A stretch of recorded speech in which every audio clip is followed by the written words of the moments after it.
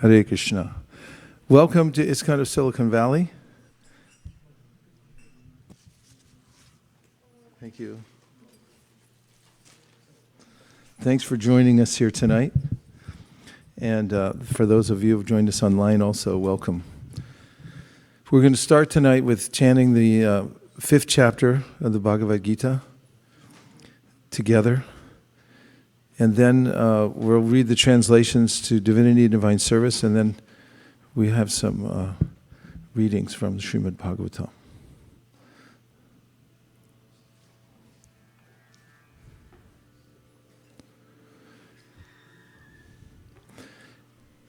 Do you have a PowerPoint?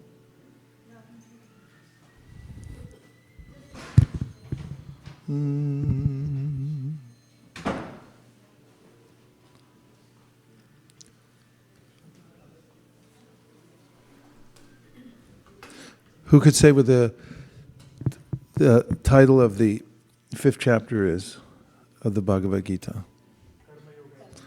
Karma Yoga Action in Krishna Consciousness. And what does that mean? Like, what's the gist of the chapter? Do we have microphones still here at ISV?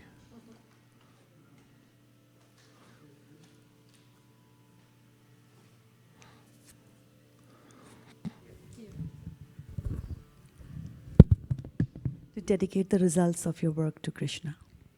Okay, that sounds like a good idea. Shall we?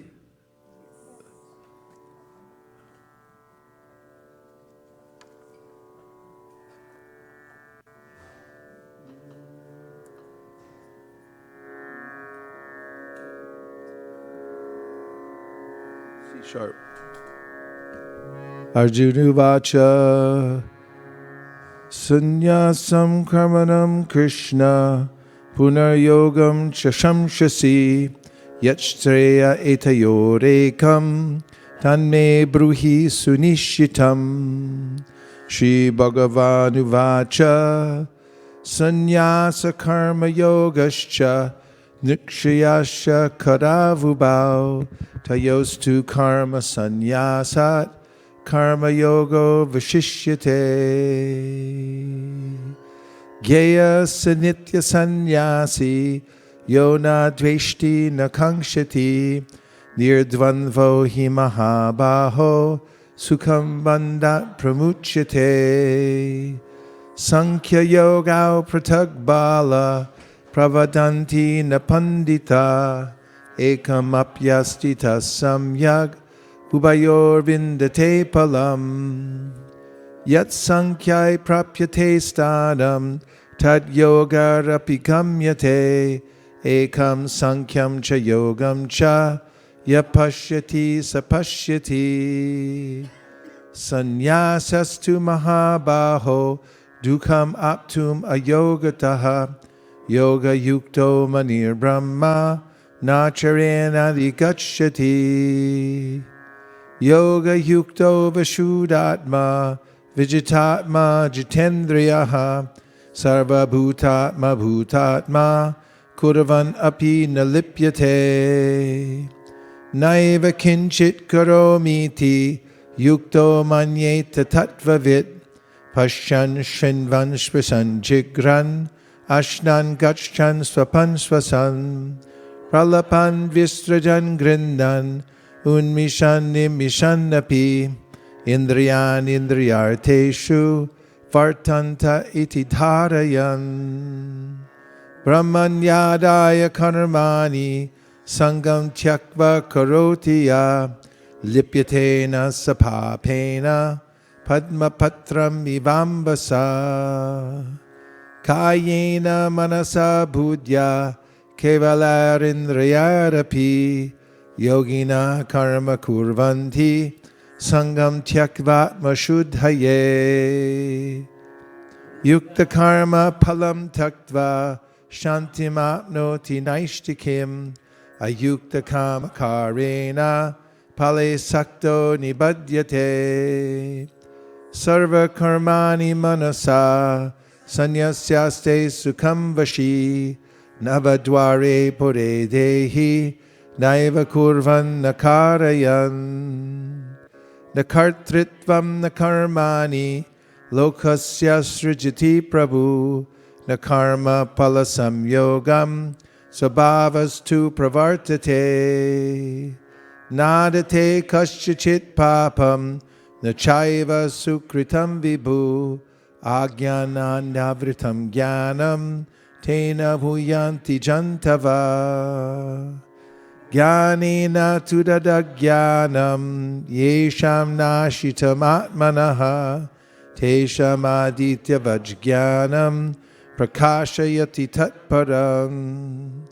Tad budayas tadatmanas Tanishtas tatparayanaha Gachantya punar avritim Jnana nirduta kalmashaha Vidya vinaya sampanne Brahmane gavihastini Shruni chaiva shapake cha Pandita samadarshina Ihaivatera jitasargo yesham samye stitam manaha nirdosham hi samam brahma tasmad brahmanite stitaha napahrishyat priyam prapya no dvijet prapya cha priyam stira bhutira samudho brahma vid brahmani stitaha Baya sparshe swasaktatma vindatyatmani yatsukam sabrahma yoga yuktatma sukham akshayam ashnute yehi samsparshacha bhoga dukayonaya evate adyantavanta kaunteya nateshu ramate buddha shaknoti haiva yashodhum Praksharira vimokshanat kama krodod bhavam vegam sayukta sukhinara yonta sukontara ramas tatantar jyotirevaya sayogi brahmanirvanam brahmabhuto digacchati labhante brahmanirvanam rishayakshina kalmasha Chinna dvaida yatatmana sarva bhuta hiterataha karma krodha vimuktanam yatinam yatachetasam abito brahmanirvanam vardate viditatmanam sparshan kritva bahirbayams chakshush chaivantare bruvo pranapanau samau kritva Nasabhyantara charino Yatendriya mano buddhir Munir moksha parayanaha Vigatecha bhaya krodho Yaksada mukta eva saha Bhoktaram yagyatapasam Sarvaloka maheshwaram Suridam sarvabhutanam Gyatva mam shantim richyati Om Tat Saditi Srimad Bhagavad Gita Supanishatsu Brahma Vidyayam Yoga Shastre Shri Krishna Arjuna Sambade Sannyas Yoga Nama Panchamodhyayaha Hari Om. Translations.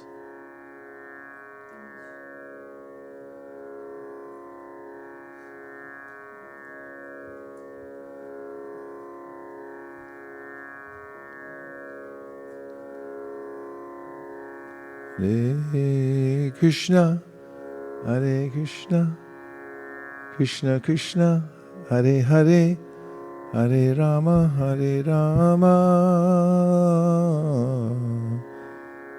Rama Rama.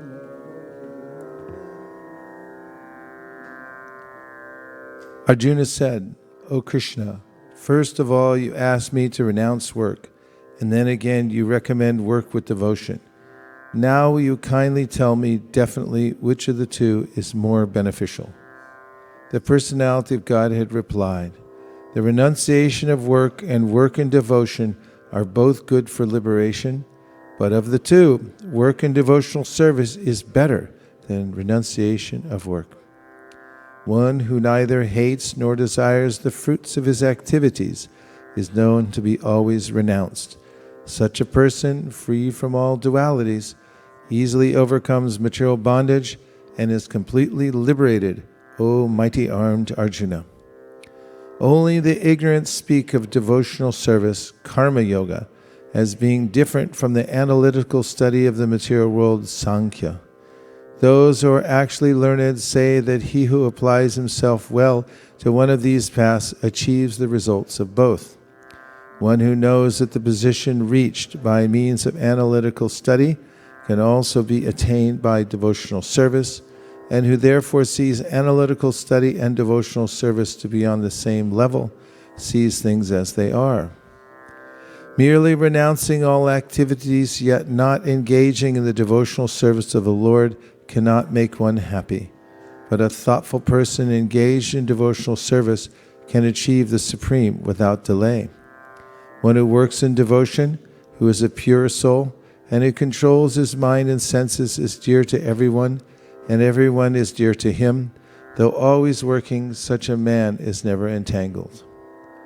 A person in the divine consciousness, although engaged in seeing, hearing, touching, smelling, eating, moving about, sleeping and breathing, always knows within himself that he actually does nothing at all.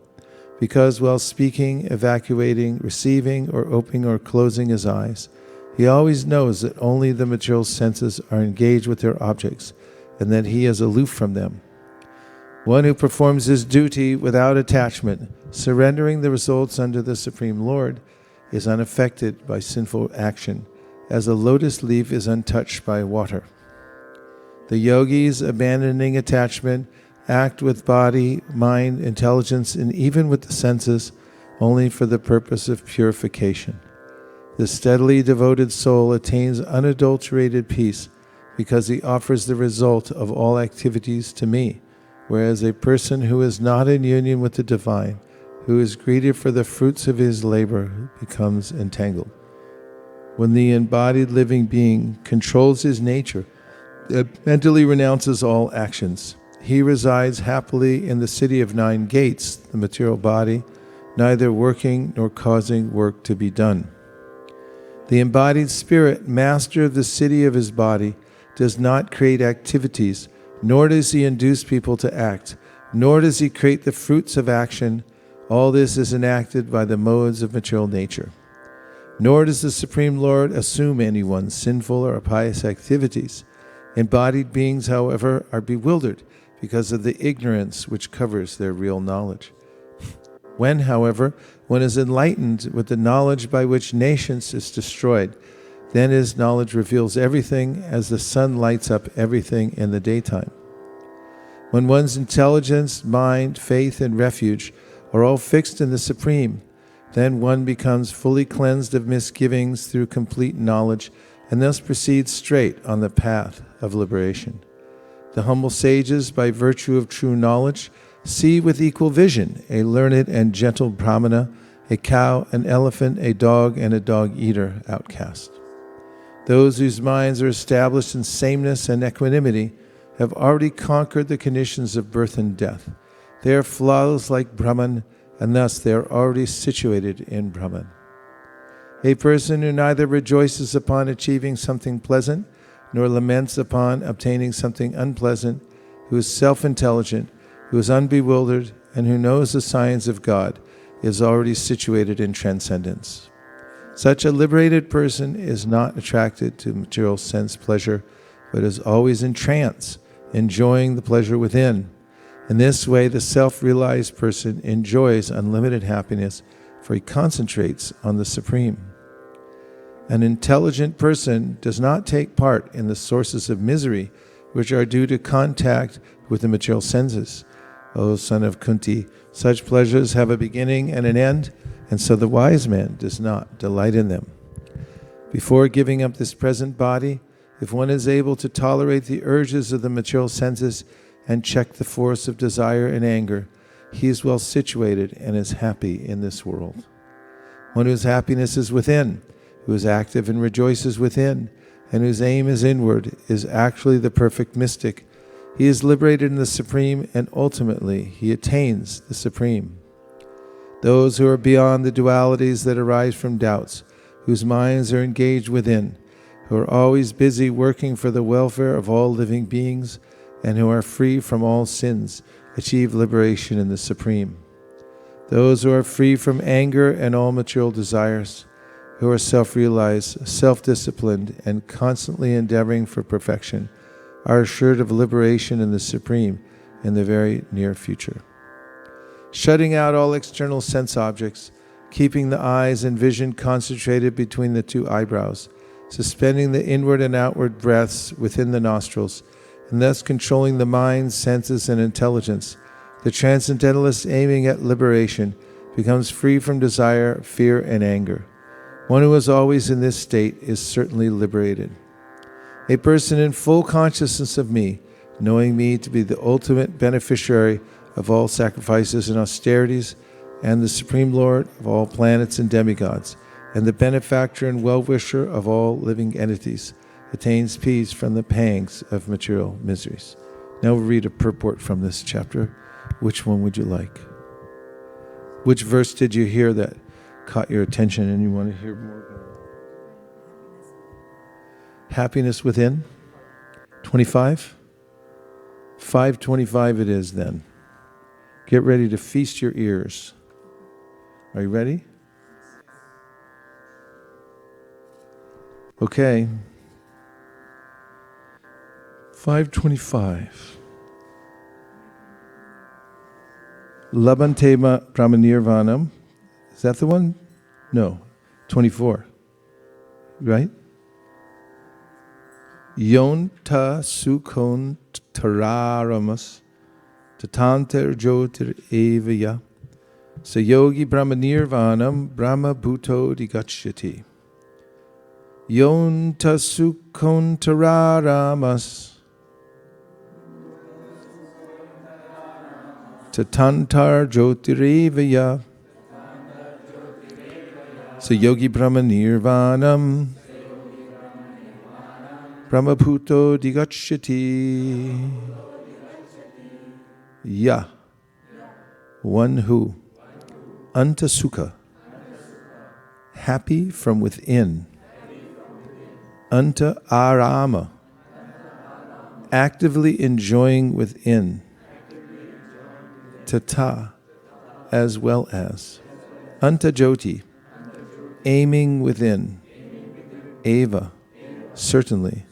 Ya, anyone, sa, he, yogi, a mystic, Brahmanirvanam, liberation in the Supreme, Brahmabhuta, being self-realized, Adigachyati, attains. One whose happiness is within, who is active and rejoices within, and whose aim is inward, is actually the perfect mystic.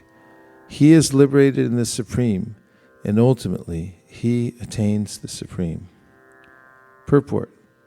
Unless one is able to relish happiness from within, how can one retire from the external engagements meant for deriving superficial happiness? A liberated person enjoys happiness by factual experience.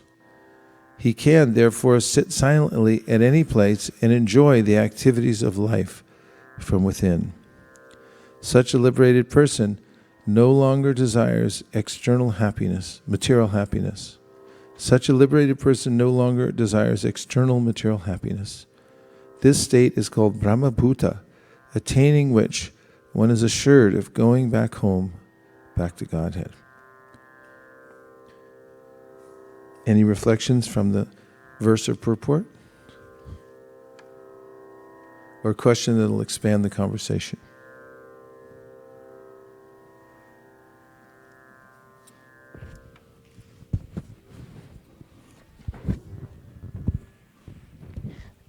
I like how the purport started off with a rhetorical question, because it really gets you thinking about what he said. And I think it's really nice that we shouldn't have to depend on anything else to make us happy, and instead we should focus on getting it in our hearts or within us. Yeah, it's the actual natural state of happiness. It's not dependent on anything else. Nice observation. Thank you very much. What else? Krishna.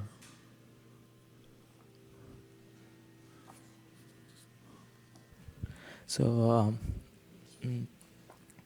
when we go for books, we say, this book tells about how to find happiness from inside, eternal happiness from inside. They are like, wow, and they take the books. So this was a reflection, not a question. Yeah. Yes, that it's an appealing proposition that you can find happiness within yourself.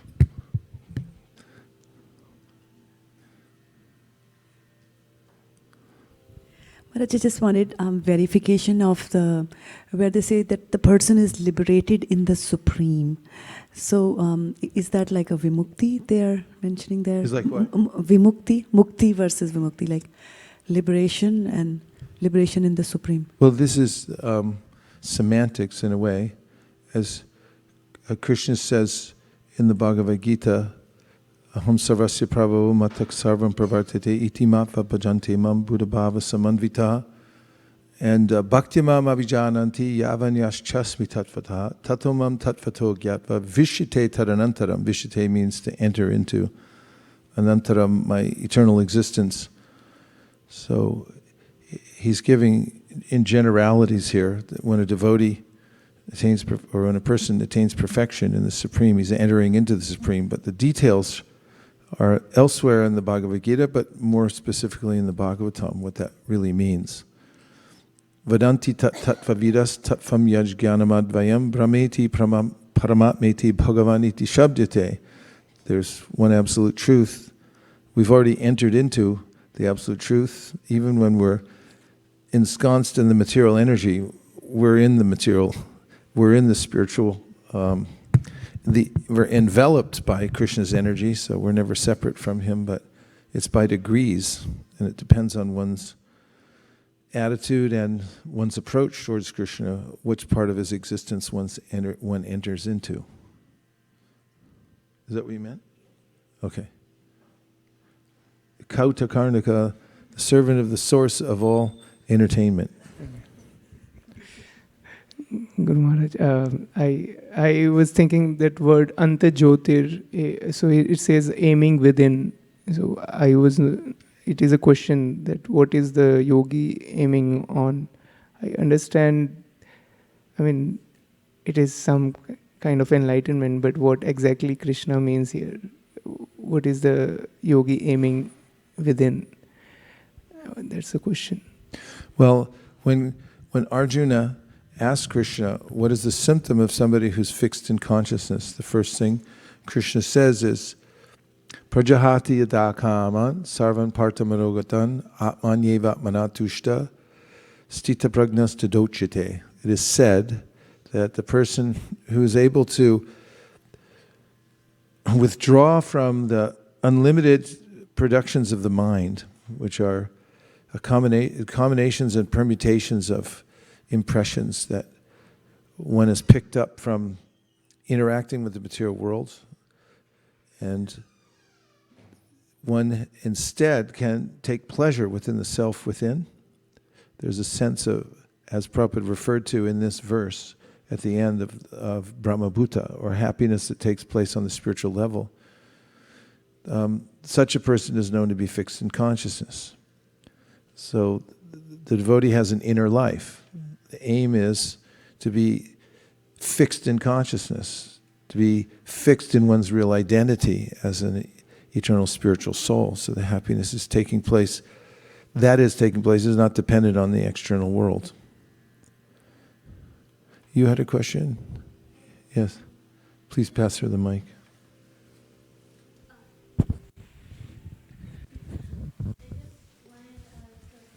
Someone please turn it on for her.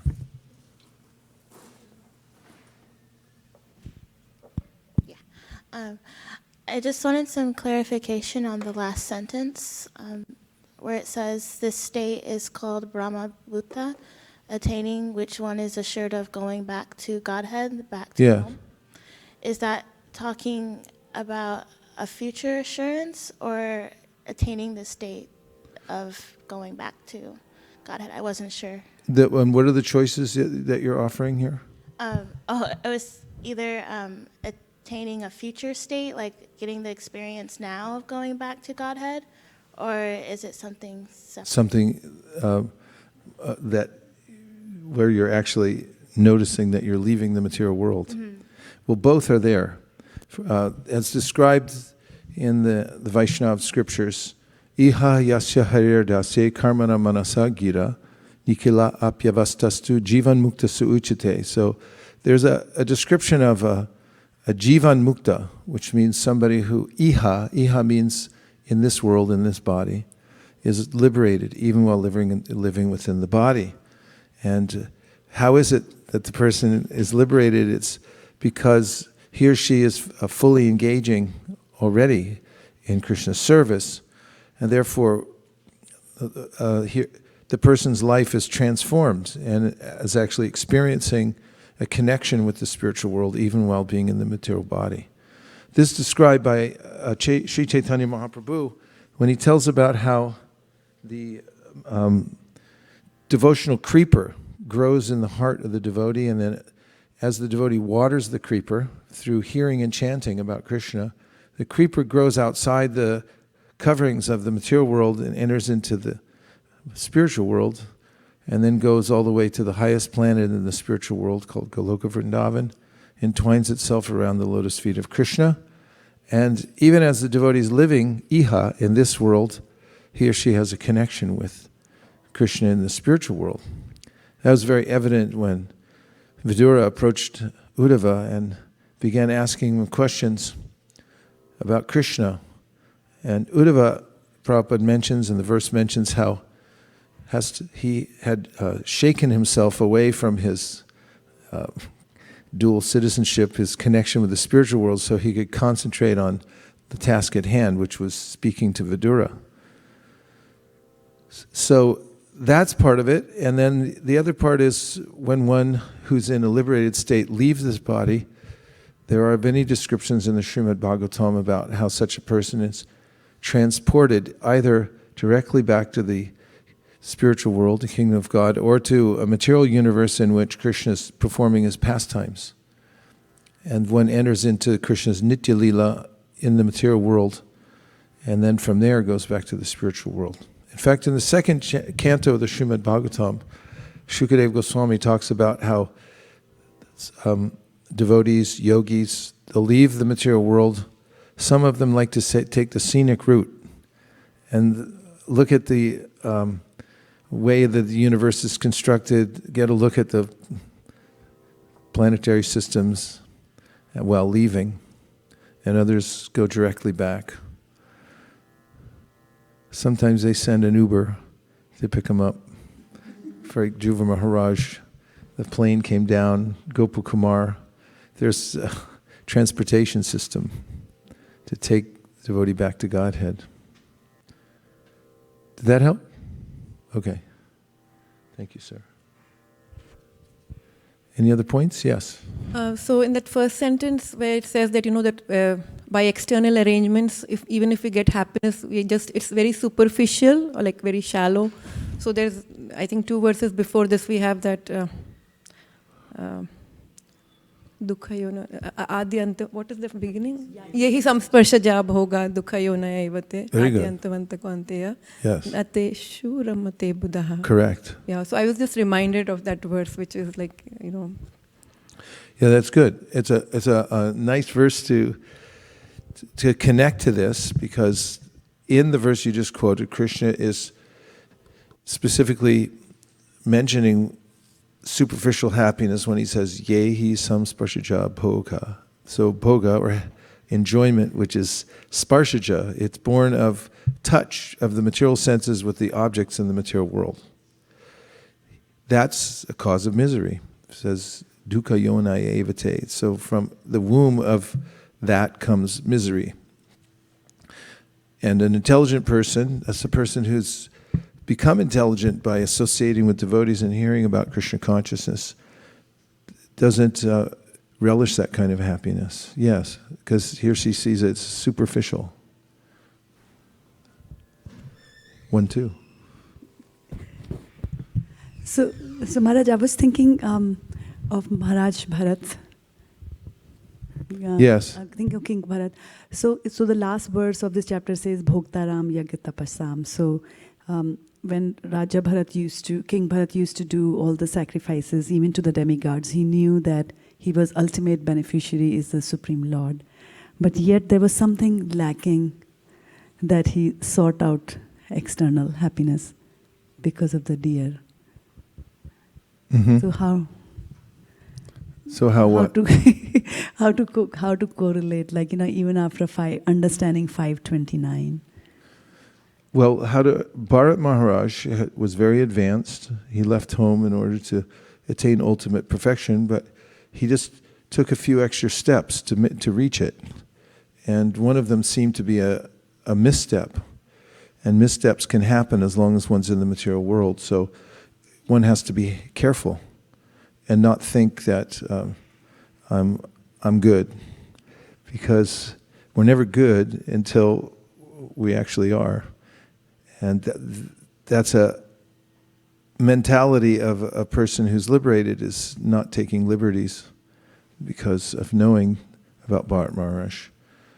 Sanatana Goswami says that Bharat Maharaj and others had staged that to teach everybody else to be really careful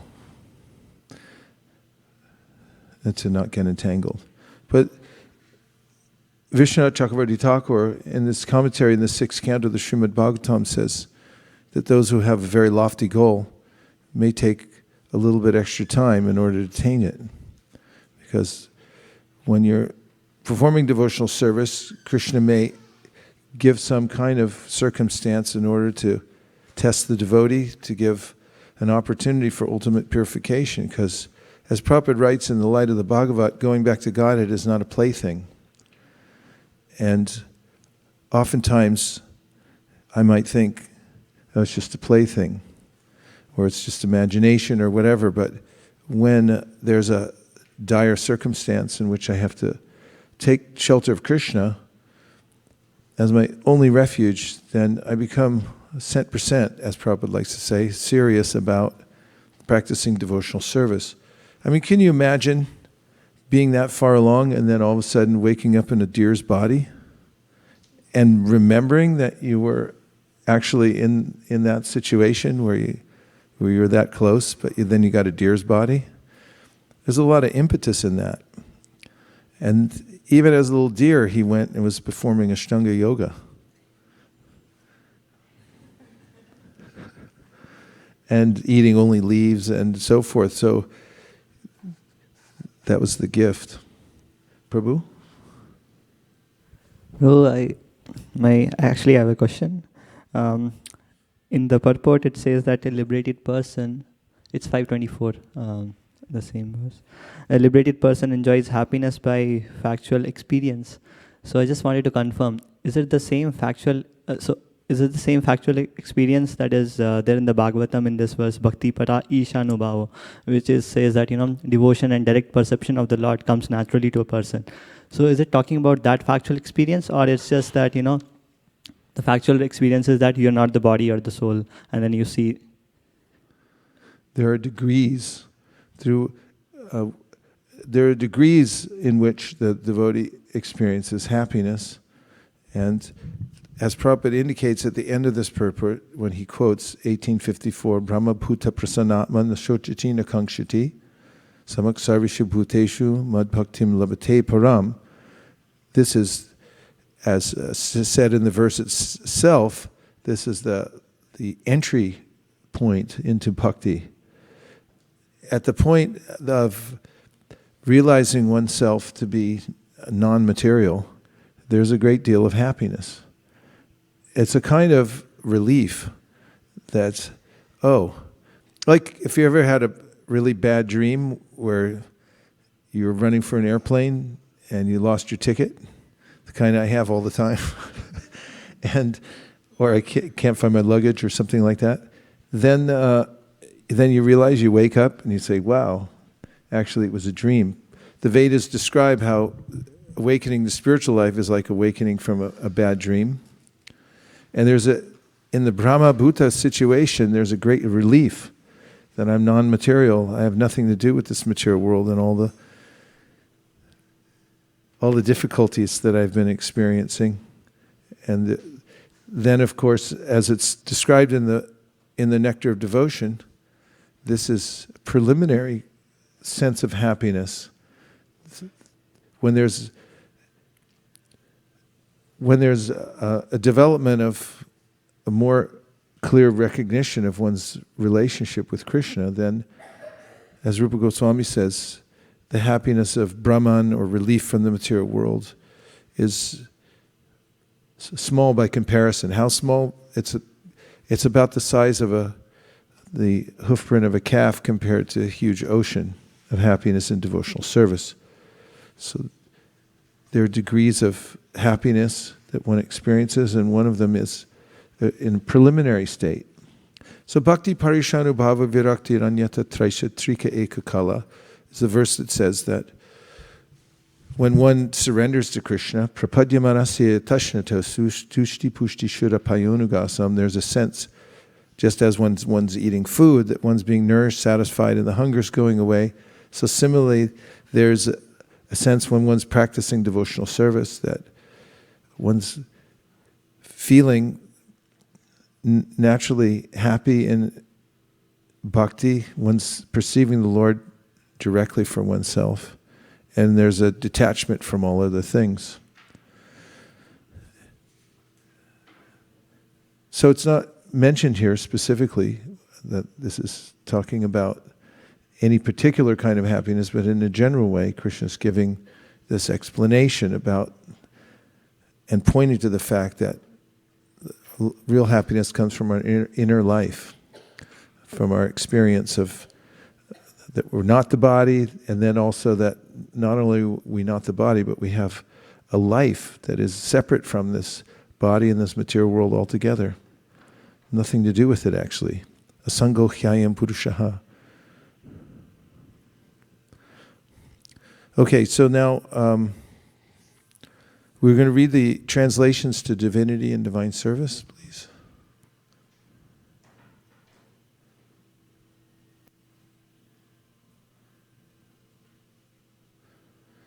Does everyone know how many verses there are in the chapter Divinity and Divine Service and which chapter it is? Does that title ring a bell? Divinity and Divine Service? It's a nice chapter title, isn't it? How many verses are here? 34. Okay. So we're going to read the translations instead of the Sanskrit, if that's all right with all of you.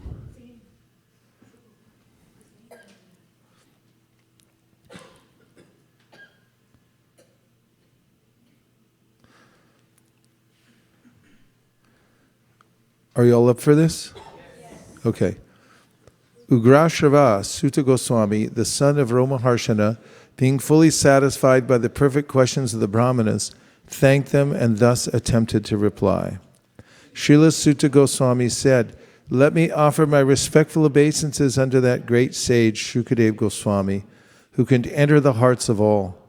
When he went away to take up the renounced order of life, sannyas, leaving home without undergoing reformation by the sacred thread or the ceremonies observed by the higher castes, his father Vyasadeva, fearing separation from him, cried out, 'O my son, indeed only the trees which were absorbed in the same feelings of separation echoed in response to the bereaved father.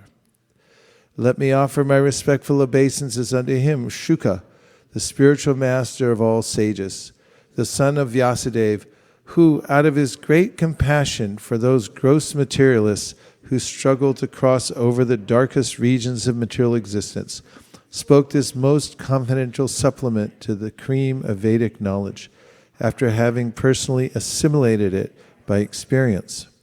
Before reciting the Srimad Bhagavatam, which is the very means of conquest, one should offer respectful obeisances unto the personality of Godhead Narayan, unto Narayan Rishi, the supermost human being, and unto Mother Saraswati, the goddess of learning, and unto Srila Vyasadeva, the author. O sages, I have been justly questioned by you. Your questions are worthy because they relate to Lord Krishna and so are of relevance to the world's welfare. Only questions of this sort are capable of completely satisfying the self. The supreme occupation, dharma, for all humanity is that by which men can attain to loving devotional service unto the transcendent Lord. Such devotional service must be unmotivated and uninterrupted to completely satisfy the self. By rendering devotional service unto the personality of Godhead, Sri Krishna, one immediately acquires causeless knowledge and detachment from the world.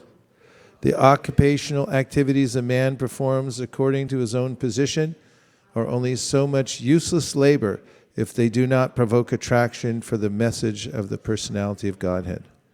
All occupational engagements are certainly meant for ultimate liberation. They should never be performed for material gain. Furthermore, according to sages, one who is engaged in the ultimate occupational service should never use material gain to cultivate sense gratification. Life's desires should never be directed towards sense gratification. One should desire only a healthy life or self-preservation, since a human being is meant for inquiry about the absolute truth. Nothing else should be the goal of one's works. Learned transcendentalists who know the absolute truth call this non-dual substance Brahman, Paramatma, or Bhagavan. The seriously inquisitive student or sage, well equipped with knowledge and detachment, realizes that absolute truth by rendering devotional service in terms of what he has heard from the Vedanta Shruti. O best of the twice born, it is therefore concluded that the highest perfection one can achieve by discharging the duties prescribed for one's own occupation according to caste divisions and orders of life is to please the personality of Godhead. Therefore, with one pointed attention, one should constantly hear about, glorify, remember, and worship the personality of Godhead, who is the protector of the devotees. With sword in hand, intelligent men cut through the binding knots of reactionary work, karma, by remembering the personality of Godhead. Therefore, who will not pay attention to his message? O twice-born sages, by serving those devotees who are completely free from all vice, great service is done. By such service, one gains affinity for hearing the messages of Vasudeva. Sri Krishna, the personality of Godhead, who is the Paramatma, super soul in everyone's heart, and the benefactor of the truthful devotee, cleanses desire for material enjoyment from the heart of his devotee, who has developed the urge to hear his messages, which are in themselves virtuous when properly heard and chanted. By regular attendance in classes on the Bhagavatam, and by rendering of service to the pure devotee, all that is troublesome to the heart is almost completely destroyed, and loving service unto the personality of Godhead, who is praised with transcendental songs, is established as an irrevocable fact. As soon as irrevocable loving service is established in the heart, the effects of nature's modes of passion and ignorance, such as lust, desire, and hankering, disappear from the heart. Then the devotee is established in goodness, and he becomes completely happy. Thus established in the mode of unalloyed goodness, the man whose mind has been enlivened by contact with devotional service to the Lord gains positive scientific knowledge of the personality of Godhead in the stage of liberation from all material association. Thus the knot in the heart is pierced, and all misgivings are cut to pieces. The chain of fruitive actions is terminated when one sees the self as master. Certainly, therefore, since time immemorial, all transcendentalists have been rendering devotional service to Lord Krishna, the personality of Godhead, with great delight, because such devotional service is enlivening to the self. The transcendental personality of Godhead is indirectly associated with the three modes of material nature, namely passion, goodness, and ignorance. And just for the material world's creation, maintenance, and destruction, he accepts the three qualitative forms of Brahma, Vishnu, and Shiva. Of these three, all human beings can derive ultimate benefit from Vishnu, the form of the quality of goodness. Firewood is a transformation of earth, but smoke is better than the raw wood, and fire is still better, for by fire we can derive the benefits of superior knowledge through Vedic sacrifices. Similarly, passion, rajas, is better than ignorance, tamas, but goodness, sattva, is best, because by goodness one can come to realize the absolute truth. Previously, all the great sages rendered service unto the personality of Godhead due to his existence above the three modes of material nature. They worshipped him to become free from material conditions and thus derive the ultimate benefit. Whoever follows such great authorities is also eligible for liberation from the material world. Those who are serious about liberation are certainly non-envious, and they respect all. Yet they reject the horrible and ghastly forms of the demigods and worship only the all-blissful forms of Lord Vishnu and its plenary portions. Those who are in the mode of passion, ignorance, worship those in the same category, namely the forefathers, other living beings, and the demigods who are in charge of cosmic activities, for they are urged by desire to be materially benefited with women, wealth, progeny. In the revealed scriptures, the ultimate object of knowledge is Sri Krishna, the personality of Godhead. The purpose of performing sacrifice is to please Him. Yoga is for realizing Him. All fruitive activities are ultimately rewarded by Him only. He is supreme knowledge, and all severe austerities are performed to know Him. Religion, dharma, is rendering loving service unto Him. He is the supreme goal of life. In the beginning of the material creation, the absolute personality of Godhead, Vasudeva, in His transcendental position, created the energies of cause and effect by His own internal energy. After creating the material substance, the Lord, Vasudeva, expands Himself and enters into it. And although He is within the material modes of nature and appears to be one of the created beings, He is always fully enlightened and in His transcendental position. The Lord, as Supersoul, pervades all things, just as fire permeates wood, and so He appears to be of many varieties, though He is the absolute one without a second. The Supersoul enters into the bodies of the created beings who are influenced by the modes of material nature and causes them to enjoy the effects of these modes by the subtle mind. Thus, the Lord of the universes maintains all planets inhabited by demigods, men, and lower animals. Assuming the roles of incarnations, He performs pastimes to reclaim those in the mode of pure goodness. Navina Prabhu, what purport would you like to hear from which verse? Whatever I hear, I enjoy so much. Oh, you like them all. Yeah.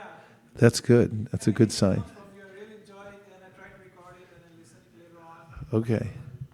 And I went to Kentucky and I came back and I was just missing that 1 month, just waiting for this Wednesday when you were talking. You couldn't find any Krishna Katha in Kentucky? Well, my sister manages Hindu Temple of Kentucky. I see. But still, I think, as a guru, I want to hear from you more. So whenever I get an Sounds opportunity. like out of the Bhagavatam. They're saying, we want to hear more. So that's a good sign of spiritual advancement. So let's pick a purport. NND, pick a purport. Say 16, okay. So 1, 2, 16, please. Why did you pick 16? Okay. Go to the top, please. Shushusho Shadadhanasya Vasudeva Kataruchi Syan Mahat Seveya Vipra Punyatirtan Nishevanat Shushusho, one who is engaged in hearing, Shradhanasya, with care and attention, Vasudeva, in respect to Vasudeva, Kata, the message, Ruchihi, affinity, Syat, is made possible, Mahatsevaya, by service rendered to pure devotees. Vipra, O twice born. Punyatirtha, those who are cleansed of all vice. Nishevanat, by service. Translation, O twice born sages, by serving those devotees who are completely free from all vice, great service is done. By such service one gains affinity for hearing the messages of Vasudeva. Purport. The conditioned life of a living being is caused by his revolting against the Lord. There are men called devas, or godly living beings, and there are men called asuras, or demons, who are against the authority of the Supreme Lord. In the Bhagavad Gita's 16th chapter, a vivid description of the asuras is given in which it is said that the asuras are put into lower and lower states of ignorance, life after life, and so sink to the lower animal forms and have no information of the absolute truth, the personality of Godhead. These asuras are gradually rectified to God consciousness by the mercy of the Lord's liberated servitors in different countries according to the supreme will. Such devotees of God are very confidential associates of the Lord, and when they come to save human society from the dangers of godlessness, they are known as the powerful incarnations of the Lord, as sons of the Lord, as servants of the Lord, or as associates of the Lord. But none of them falsely claims to be God themselves. This is a blasphemy declared by the asuras, and the demoniac followers of such asuras also accept pretenders as God or his incarnation. In the revealed scriptures, there is definite information of the incarnation of God. No one should be accepted as God or an incarnation of God unless he is confirmed by the revealed scriptures. The servants of God are to be respected as God by the devotees who actually want to go back to Godhead. Such servants of God are called Mahatmas or Tirthas, and they preach according to a particular time and place. The servants of God urge people to become devotees of the Lord. They never tolerate being called God. Sri Chaitanya Mahaprabhu is God himself according to the indication of the revealed scriptures, but he played the part of a devotee. People who knew him to be God addressed him as God, but he used to block his ears with his hands and chant the name of Lord Vishnu. He strongly protested against being called God, although undoubtedly he was God himself. The Lord behaved so to warn us against unscrupulous men who take pleasure in being addressed as God. The servants of God come to propagate God consciousness, and intelligent people should cooperate with them in every respect. By serving the servant of God, one can please God more than by directly serving the Lord. The Lord is more pleased when he sees that his servants are properly respected, because such servants risk everything for the service of the Lord and so are very dear to the Lord. The Lord declares in the Bhagavad Gita 1869, that no one is dearer to him than one who risks everything to preach his glory. By serving the servants of the Lord, one gradually gets the quality of such servants. By serving the servants of the Lord, one gradually gets the quality of such servants. And thus one becomes qualified to hear the glories of God. The eagerness to hear about God is the first qualification, lunchbox, of a devotee eligible for entering into the kingdom of God. So there's a lot there. Which points would you like to bring out from in a reflection or a question so we can expand the conversation? What did you hear? Go ahead, Ananta, and then Shraddha.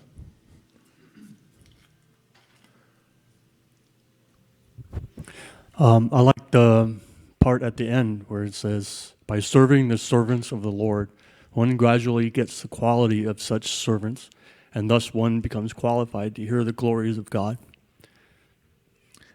Yes. So what did you like about that?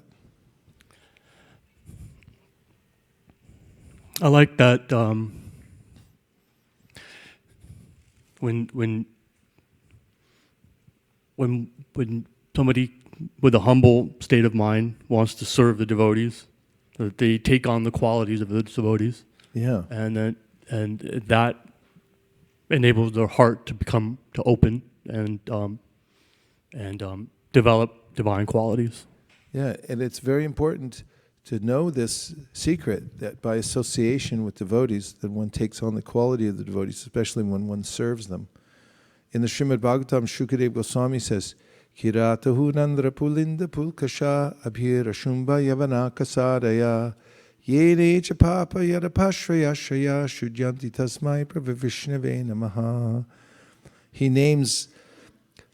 gives a long list of people known to be downtrodden or outside the Varnashrama system, and then says all of them, and these are just samples, can be uplifted to the highest position if they have association with the devotees of the Lord, because of the power of Lord Vishnu that comes through the devotees.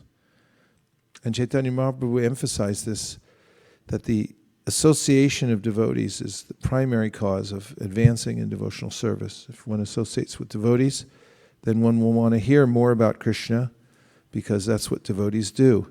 Machita magata prana bodhayantas parasparam katayantas chamam nitya tushanti cha ramanti cha. So devotees are always engaged in talking about Krishna, sometimes in very lengthy conversations. Machita magata prana bodhayantas para katayantas, their kata chamam nitya, about me, is nitya. I mean, it never stops. Because devotees are preoccupied always with talking about Krishna. So you may see a thread that goes on for thousands of years, still talking about, the acharyas pick it up and they'll talk about it, and then they'll talk about it some more in the next generation, and they'll keep talking about it. That's why there are many commentaries. This is what devotees do constantly. And so if one's around devotees, one hears such topics and becomes purified by hearing them. As everyone knows, satam prasangam mamavirya samvido, etc. The association of devotees means you're going to hear about Krishna. And if you associate with materialistically minded people, then you'll hear about material pursuits and desires and activities, and those rub off also. So it's important to be careful about who we associate with. And if we associate with high-minded devotees who are engaged in Krishna Katha, just by being there and keeping a service attitude, we'll be able to improve very quickly. I've seen personally the realization of these verses from being around and watching people come into Krishna consciousness. Like I saw a person who was dedicated to violence in his life. Now he's in jail, pretty much for good, no possibility of parole, but he became a great devotee because of association, and continues to chant Hare Krishna. And others, it doesn't matter what background somebody's from, if a person gets the association of devotees, then he or she can gradually become improved and come up to the position of a Paramahamsa. Okay, what other points? Shraddha, yes. And then Navina, Nirada Prabhu.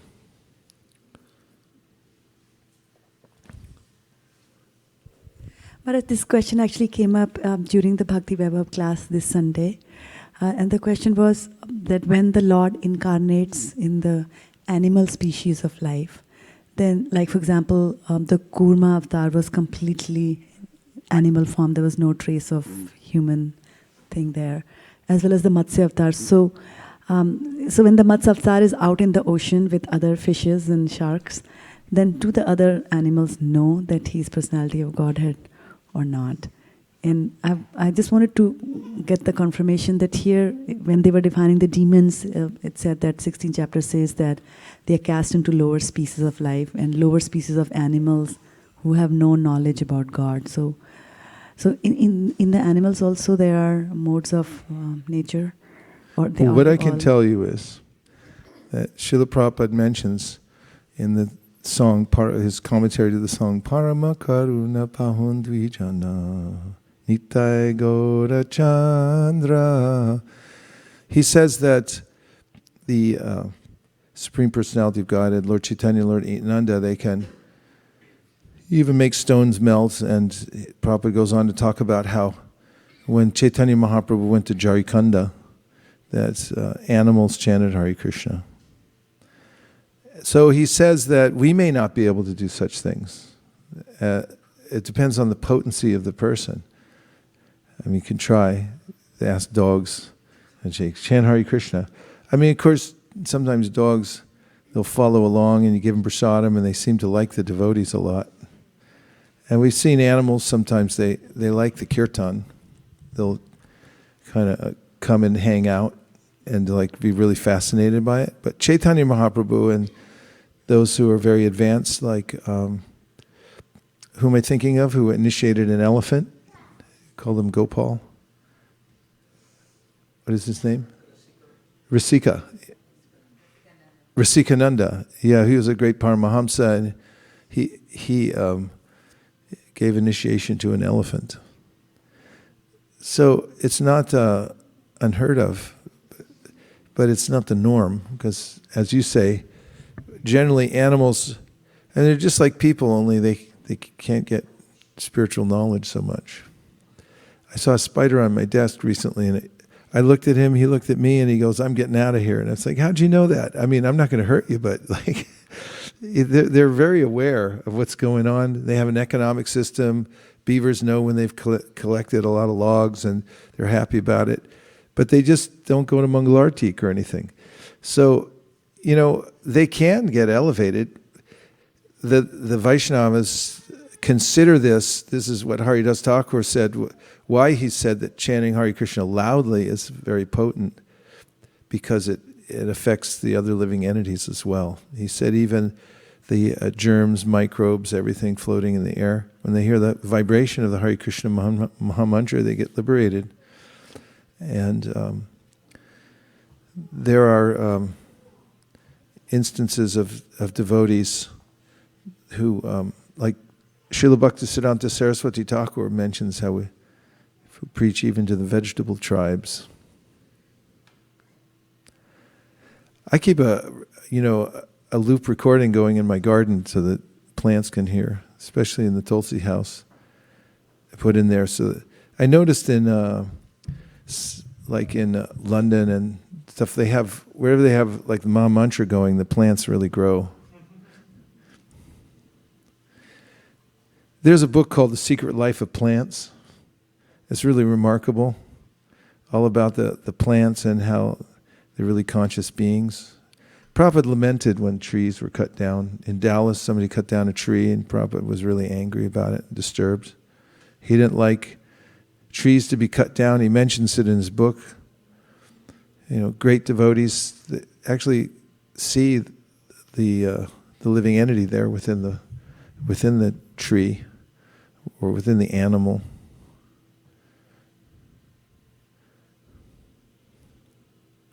And Krishna's so kind, he goes everywhere.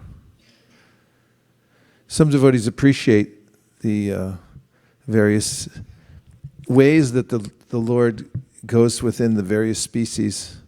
And therefore, when Gopakumar is on the outskirts of Vaikuntha, about to go in, he notices some devotees coming and going, and they have these different animal shapes, because they're thinking about the different incarnations of the Lord, and then they themselves manifest that feature. Kind of a sarupya mukti. What other points or questions from the verse? Oh yes, Navina Prabhu, please. Please pass him a mic back.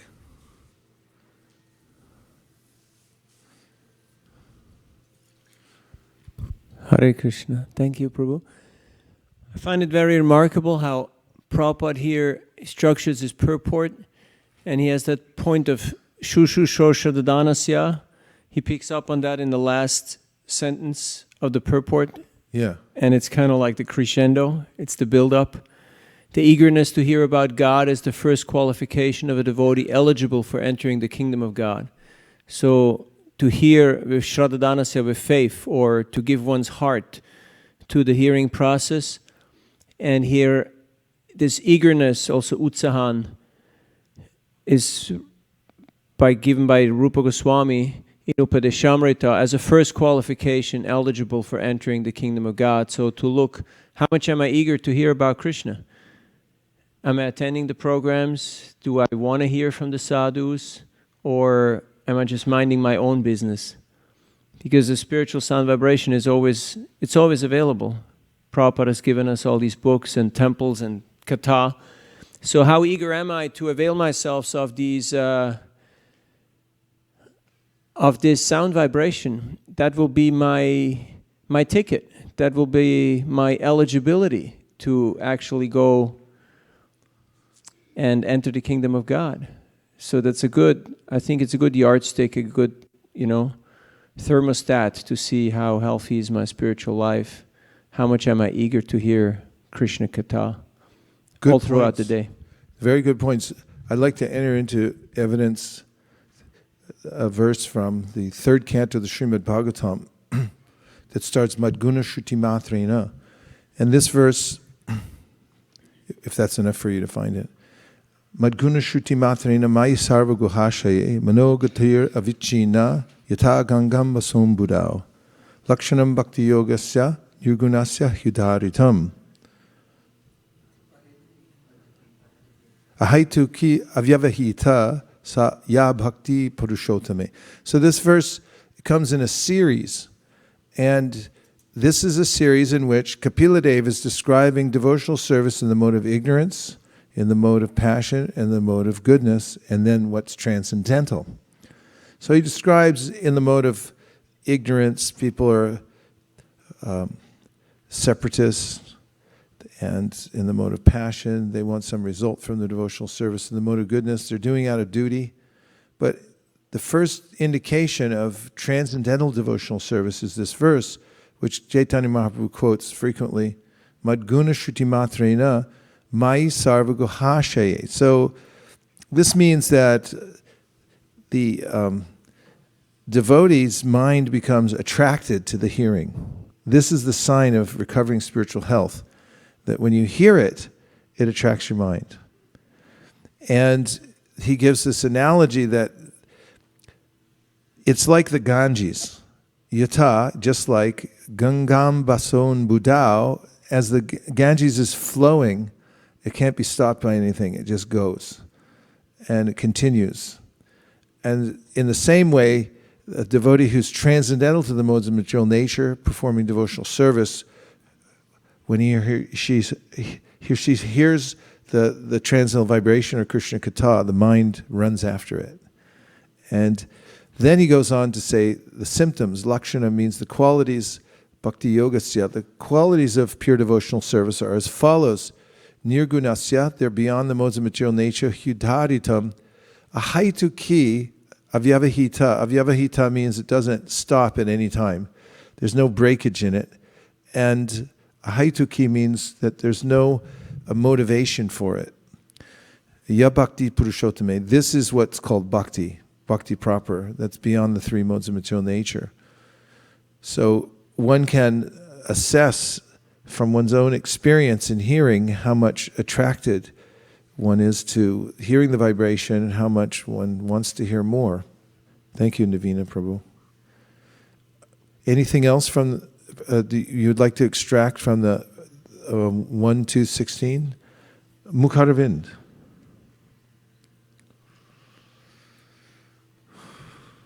Maharaj, I like particularly that the verse Srila Prabhupada quotes from 1869, how those who risk everything of their lives, they are so much dear to Krishna. So that really caught my attention. Really how that souls, those who are dear to Krishna, is directly mentioned. We don't have to find those who are... so this gives some nice indication. Yeah. One of the ways to become recognized very quickly is to take some risk for Krishna, especially by spreading the Krishna conscious movement, by teaching Krishna consciousness to others. Do you all find it risky? What ways would you say it's risky? Yes? I have a certain kind of repertoire in the outside world. If I practice Krishna consciousness, then what might people think about me? I mean, yeah. So you're on Harinam, and then your boss walks by, and he goes like, "Hey, what are you doing here?" It's like,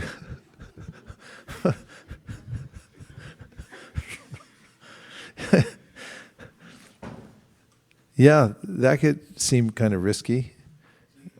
It happened to you. I met my manager in on book distribution. Knocking on the doors? In Santa Cruz. Yeah. So we had a table. She came by and then I was talking to someone. Then she waited and then she took the books and she gave a donation. Oh, good. There you go. It happened when we were going door to door with SKP. We knocked on one door and his boss was in there and was like, oh. He invited him in, of course, and then it was just an interesting situation. What other ways is it risky? Yes, Prabhu? I was just going to say, related to his point, that it's kind of risky like there are three. One thing I was thinking about today was there are three parts of like Durga's spear, and one of them is other beings, and it's Yeah. just that's essentially what he was saying. Is like other beings inflicting suffering onto us. I think that's a major risk. Yeah, devotees have been killed, even in America, from preaching Krishna consciousness. There have been fire bombings, ashrams. Some devotees died in Georgia. In the old days when we went out, when we were younger, to distribute books in different airports, I'm not getting into a bunch of war stories right now, but back when I was a boy, but there were a lot of risky situations where devotees. Anyway, I'm going to go into details. It was risky, and there were some difficulties. Devotees got arrested a lot. I have a friend who holds the record, I think 48 times. That's Divyanga. One devotee. Anyway, I don't want to go into the details, but we saw it for ourselves. Just even in America, where there's free speech and so forth, it can be risky. What to speak of other countries like Russia, where devotees knew that the penalty was death. Satidev and others go to countries which will go unnamed right now, where it's very dangerous. You could be arrested for the activities, and so forth. And probably gives the example that oftentimes these kinds of teachers are persecuted. So it can be risky. So if you take that risk, and also if you're going out to teach Krishna consciousness, maybe you're not pursuing other kinds of things. You're giving it up to advertise about Krishna instead. And Prabhupada used to say, if somebody was working for you all the time, just advertising your interests, wouldn't you feel inclined towards them? They're going out advertising, this is the best person, you should give to him. So Krishna feels the same way, similarly. Any last points from the purport you'd like to bring up? Yes, all the way to the back. Please transport the microphone. Thank you for the wonderful lecture, Maharaj. So you run the risk of being misunderstood because your factual experiences while praying to Krishna points to you, and scriptures points to you that He is the highest and supreme God. But when you come with as friends and you have family members who they actually pray to demigods, then you try to say, look, I'm not judging. I'm not actually saying one is below the other. This is the order of the world. And if they are not caught up onto the understanding, they actually see you as, you have a sense of superiority. You don't have a sense of superiority. You just have an experience that Krishna is giving you. And how do you put that to words when you don't have the experience, right? Yeah, that's another example of being risky. You can be misunderstood by family members, other parts of society who just write you off as not one of them anymore. I know plenty of devotees who never got inheritances because they were devotees, or there were some crazy stipulations. Like one devotee who will go unnamed, came from a very wealthy family, and when his father passed away, his inheritance was that you can have as much money from the trust as you earn from a regular job, and then it can be matched. I mean, that's not ungenerous, but it was definitely holding back because he wanted to prove a point that he wanted to go out and work instead of being a devotee, and so forth. So, one risks one's so-called investment in the material world sometimes by being a devotee, preacher. So Krishna appreciates that. So what did we do so far? Let's just recount. What did we win? We chanted a chapter of Bhagavad Gita, and that's not nothing. First of all, we did our chant for the day, and in the Archana Padati, it is said that if anyone commits any aparadhas, any offenses in worshiping the deity, you become freed from those offenses by chanting one chapter of Bhagavad Gita, or what else? Vishnu Sahasranam Stotram. But we mostly stick to the Bhagavad Gita. So then what did we do? 524, we read the purport from 524 about inner happiness. Then what? Then we read the 34 verses Divinity Divine Service in English, and we had some discussion on 1 to 16. And here we are. We're still okay, right? Okay, now let's have a kirtan, because it's time for chanting.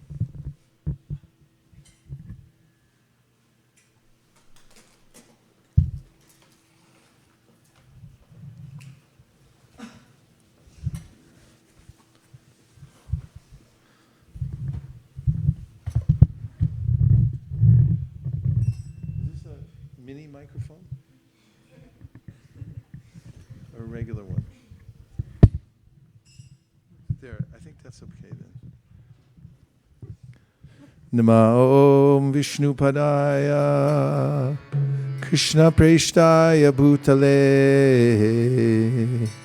Shri Mate Bhaktivedanta Swami Niti Namine Namaste Saraswate Deve Gauravani Pracharine Nirvishesha Shunyavadi Paschatya Deshatarine Jaya Shri Krishna Chaitanya Prabhu Nityananda Shri Advaita Gadadhara Shivasari Gaura Bhaktavinda Hare Krishna Hare Krishna Krishna Krishna Hare Hare.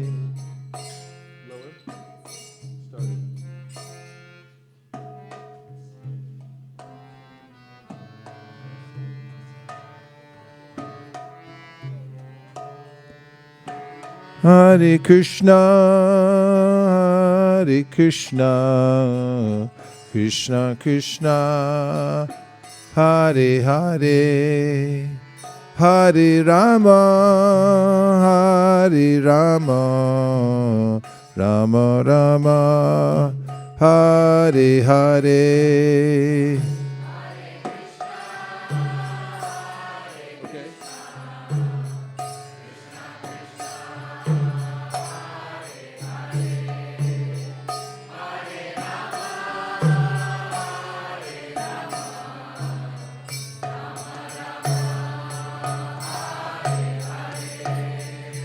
Hare Krishna, Hare Krishna, Krishna Krishna, Hare Hare, Hare Rama, Hare Rama, Rama Rama, Hare Hare.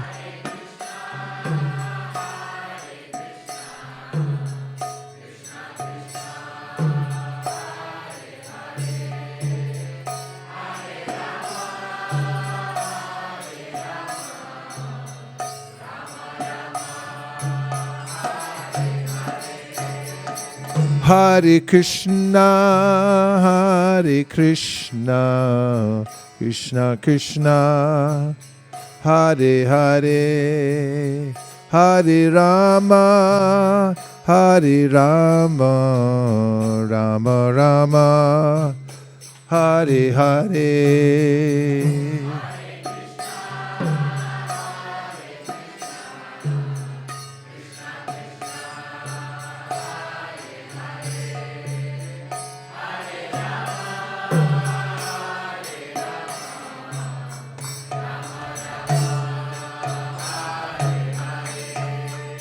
Hare Krishna, Hare Krishna, Krishna Krishna, Hare Hare, Hare Rama, Hare Rama, Rama Rama, Hare Hare.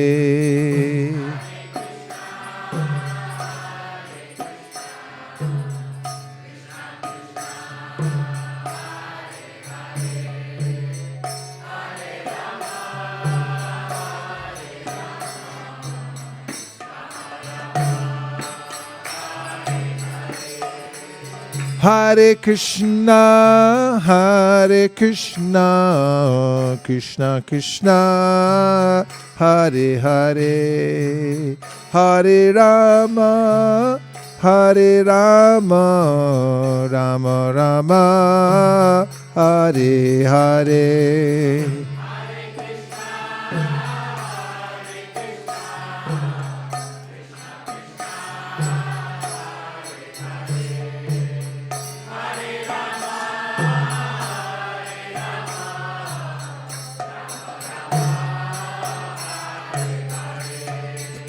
Hare Krishna, Hare Krishna, Krishna Krishna, Hare Hare, Hare Rama, Hare Rama, Rama Rama, Hare Hare.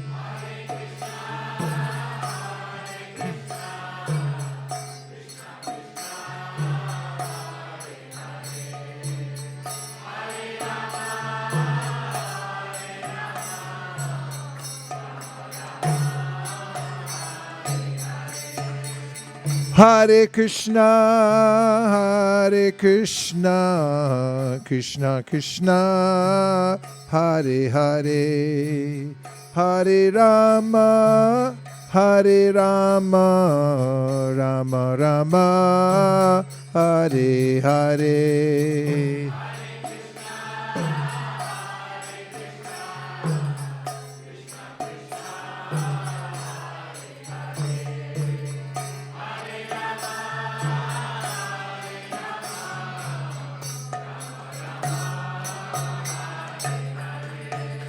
Hare Krishna, Hare Krishna, Krishna Krishna, Hare Hare, Hare Rama, Hare Rama, Rama Rama, Hare Hare.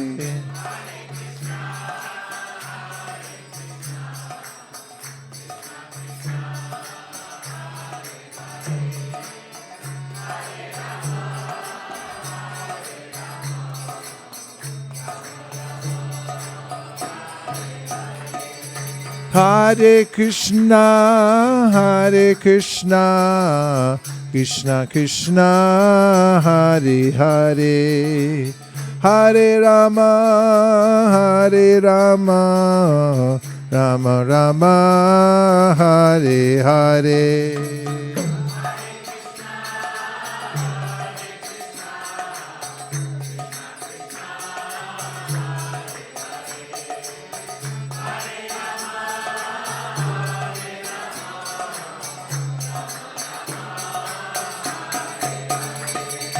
Hare Krishna, Krishna Krishna, Hare Hare, Hare Rama, Rama Rama, Hare Hare.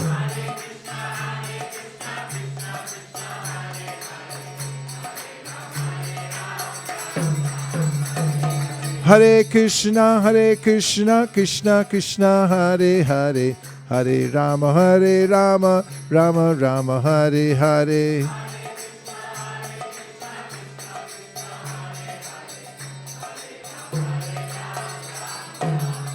Hare Krishna, Krishna Krishna, Hare Hare, Hare Rama, Rama Rama, Hare Hare.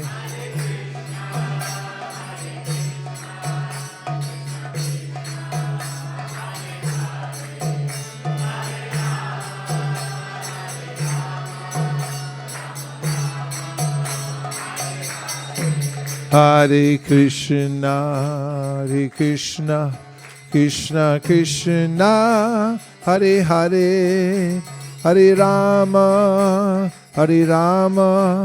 Rama Rama, Hare Hare.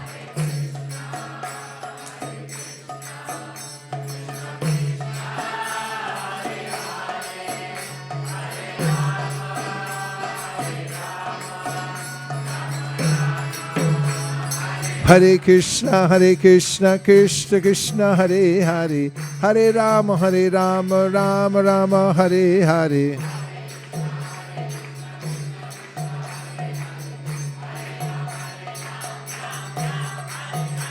Hare Krishna, Krishna Krishna, Hare Hare, Hare Rama, Rama Rama, Hare Hare.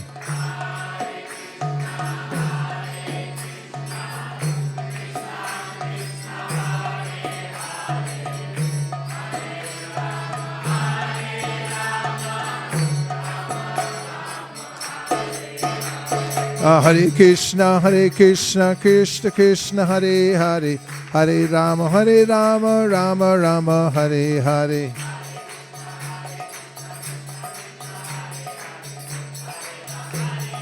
Nitai Gaur Haribo, Haribo, Haribo, Nitai Gaur Haribo.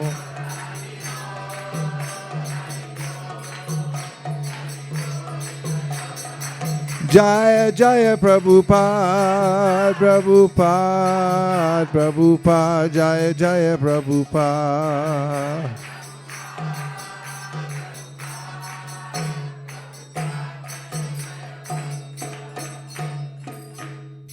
Nitai Gaur Premanande, Hari Hari Bo.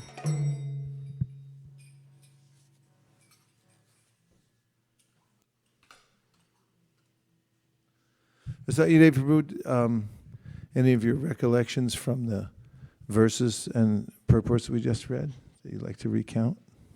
We can put the light back on too.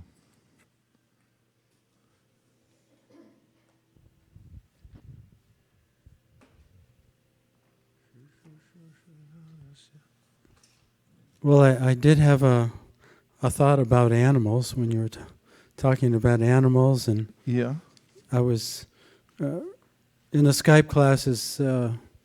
We have Skype classes for the Japanese that Vaisheshika Prabhu does sometimes when he's available, and I usually do once a week. And right now we're reading the story of Gajendra.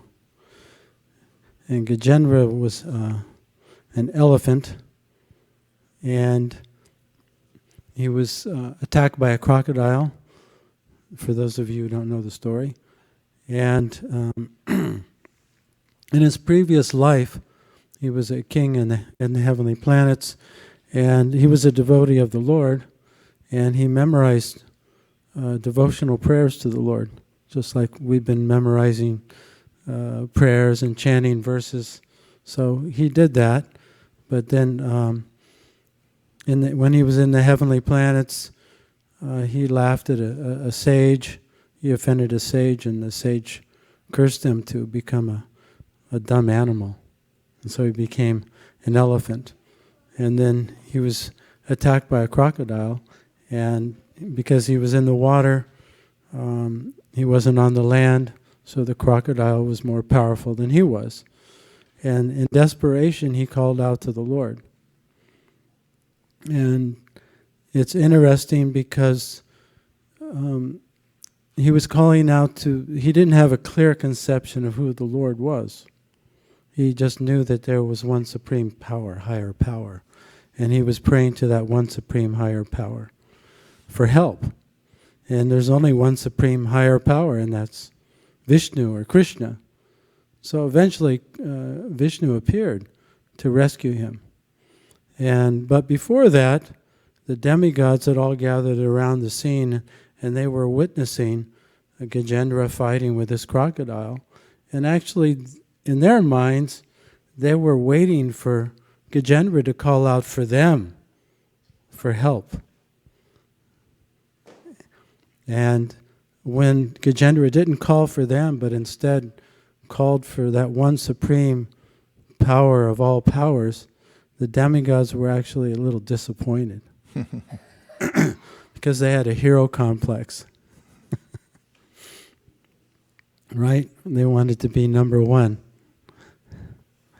Even though the demigods, I found this really interesting, because even though the demigods are devotees, they're still affected by ignorance. They're still affected by the false ego of wanting to be special. And of course, who's more special than a hero? It's someone who comes to save you. Remember Jeff Walkup? Yep. Yes. Just before he retired from the fire department, he wrote a really interesting essay called "Removing the Mask of the Hero."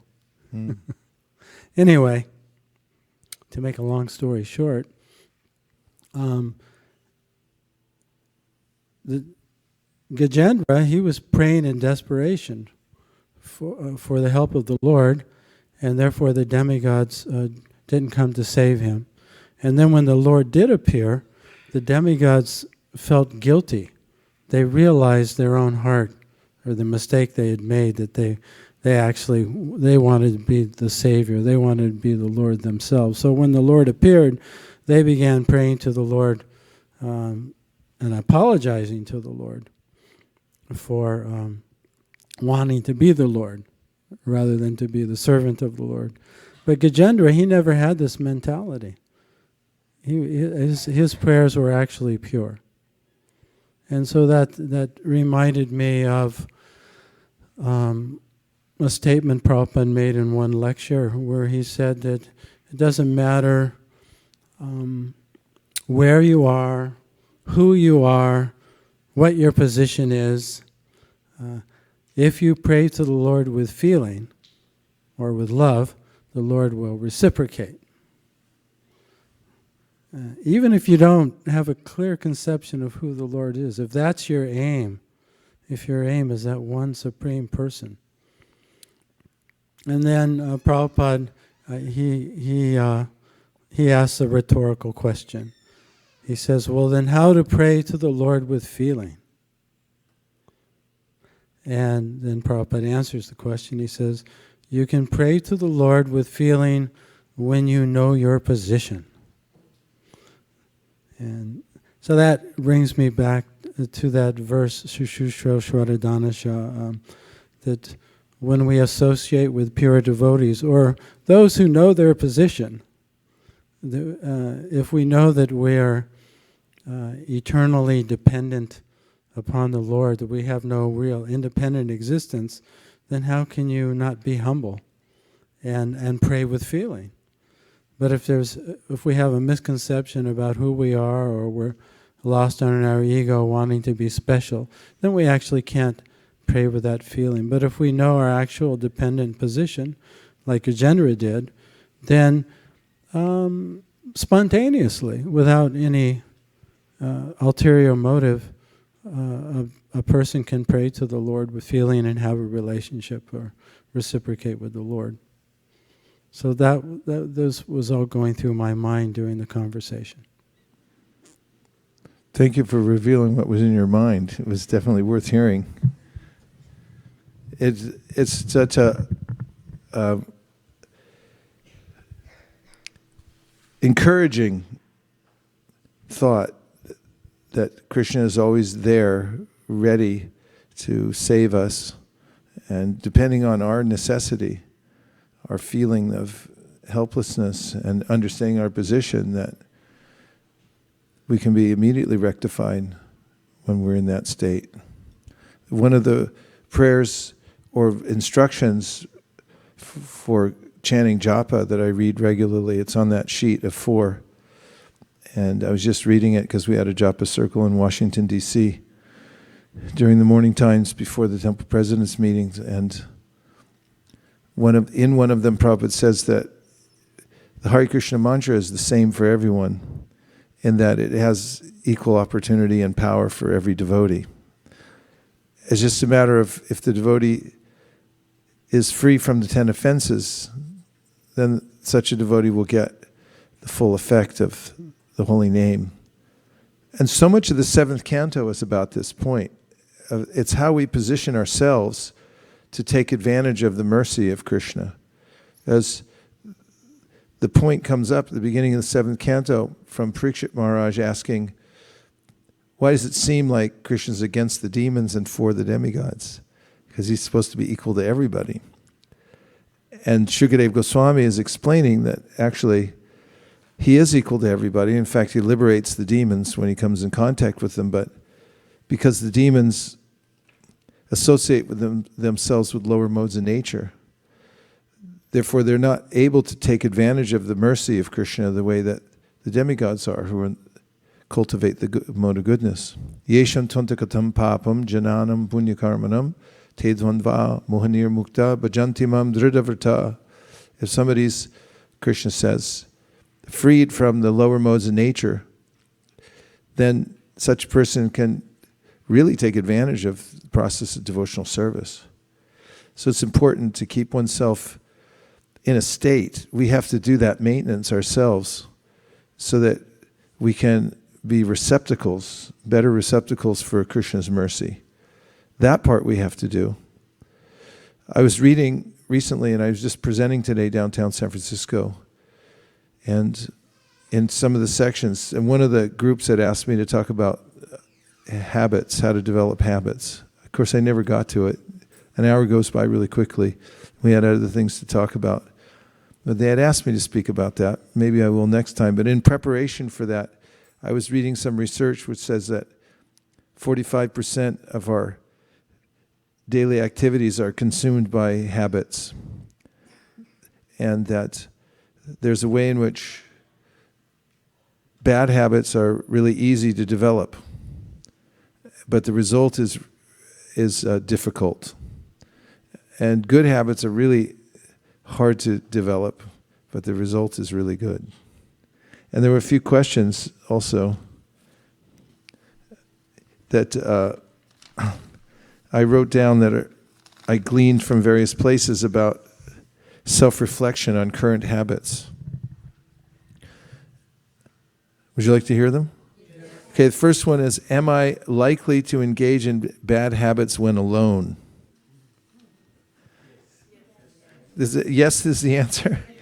Well, this is one of the ways we talked about, ways in which one can judge how advanced he or she is in devotional service. And one of the aspects was that I'm eager to hear. And the more eager to hear I am, Navina Prabhu pointed out, the more advanced I am in devotional service. And another one is how well I'm able to be consistent when I'm alone. And do I exhibit bad habits when I'm alone? And due to some form of exhibitionism, I can be very well-behaved when I'm in public.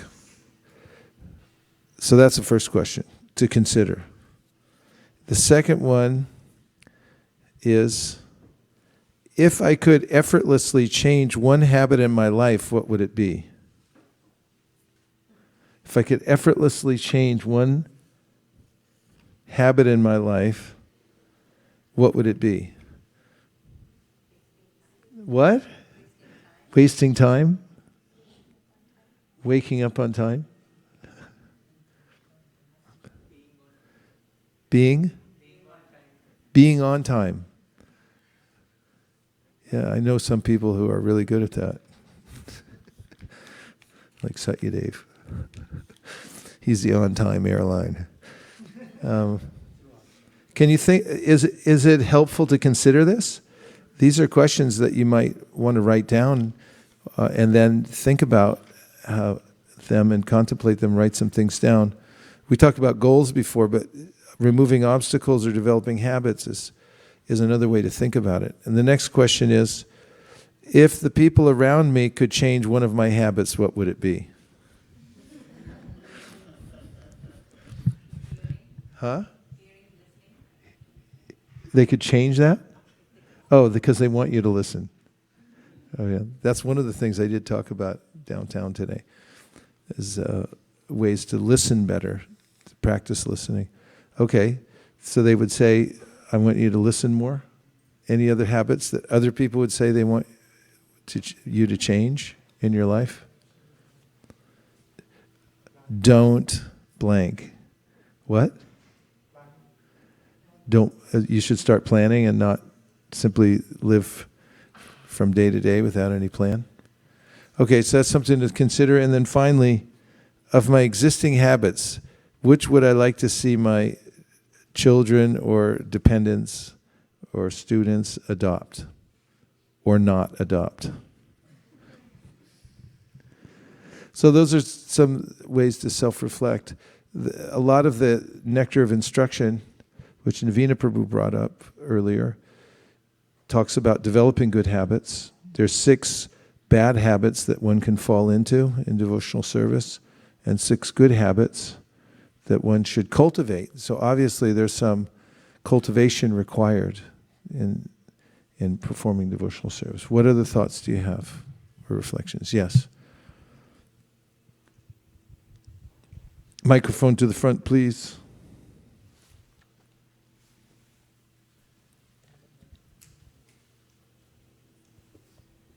So one of the questions you asked was if people around me could change a bad habit. Yes. Mine, I was just thinking, speaking slowly, because usually, I mean, They want you to speak more slowly? Yeah, because I've had that experience.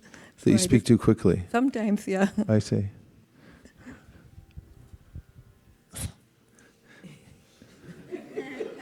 She didn't say anything. Okay. Any other reflections from any of the kata tonight that you want to bring up? Or a question? Yes. I was thinking that sometimes you form habits from association, peer pressure and things like that also. Yes. We pick up habits because of whom we associate with. So that's one of the main points that we talked about earlier, is that we become a product of our association. And that's why Chaitanya Mahaprabhu recommended that one associate with like-minded devotees who are more advanced than oneself. One begins to pick up the habits of whomever we're around. In fact, Krishna says in the Bhagavad Gita, Purusha prakriti stohi bhunte prakriti jangunan karanam gunasangosya sarasadyoni janmasu. That whatever good or bad situation you're in now is because of your past association. So it's important to consider that, how to put oneself into good association. Yes. Oh, okay. Now make some, if you have questions. Yes.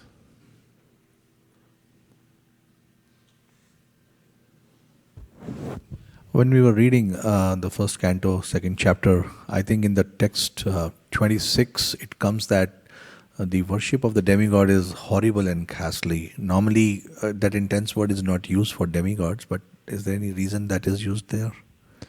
Well, just that many of the forms of the demigods are considered ghastly, is what it says.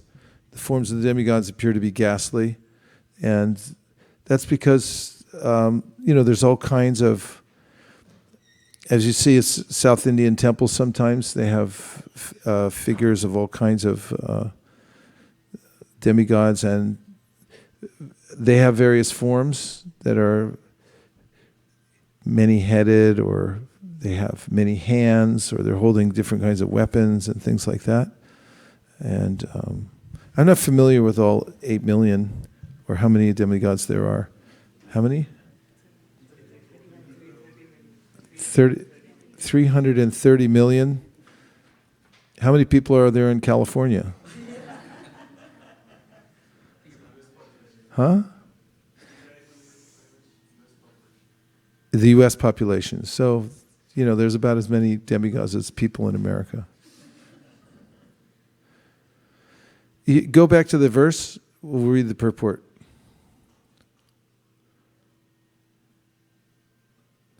Please say the verse. No, say the Sanskrit before it comes up. Mukshavo Gora Rupam Hitva Bhuta Patinata Narayana Kalashanta Bhajanti Hyanasuyava. So mumukshava means persons desiring liberation. Gora, horrible, ghastly. Rupan, forms like that. So it's talking about the forms of the demigods. Hitva, rejecting. Bhutvapatin, demigods. Ata, for this reason. Narayan, the personality of Godhead. Kala, plenary portions.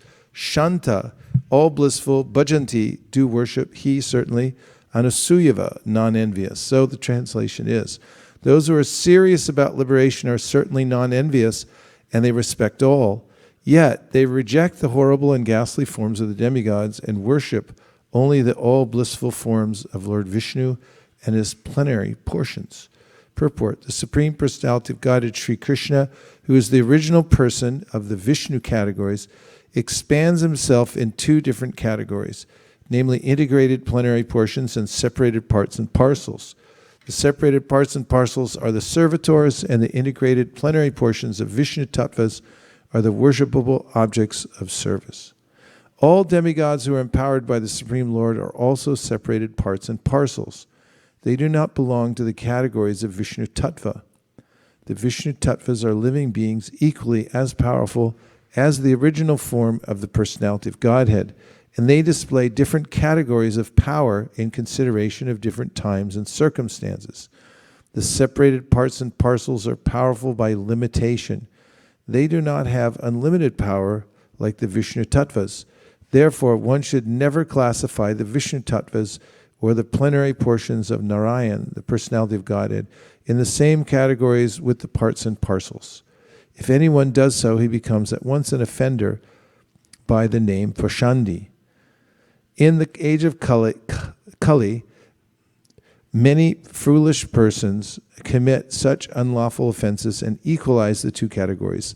The separated parts and parcels have different positions in the estimation of material powers, and some of them are like Kala Bhairava, Shmashana Bhairava, Shani, Mahakali, and Chandika.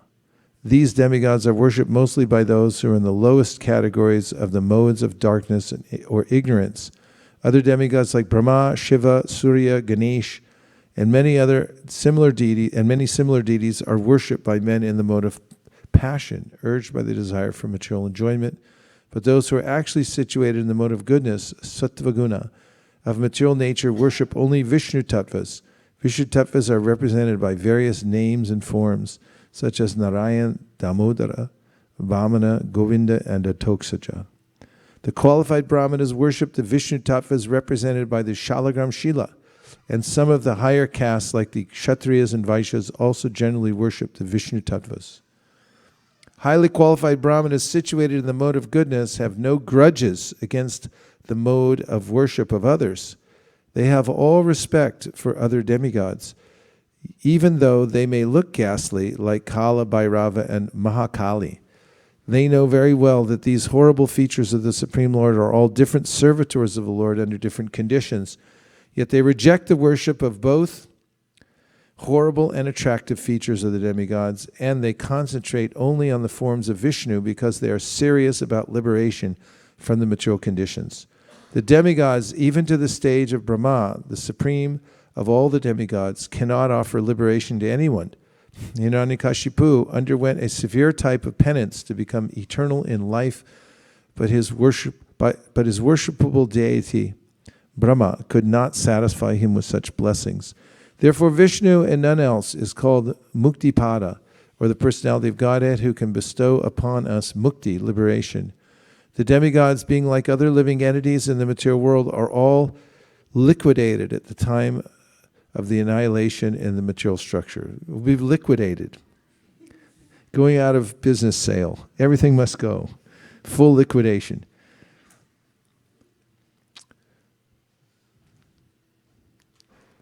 They are themselves unable to get liberation.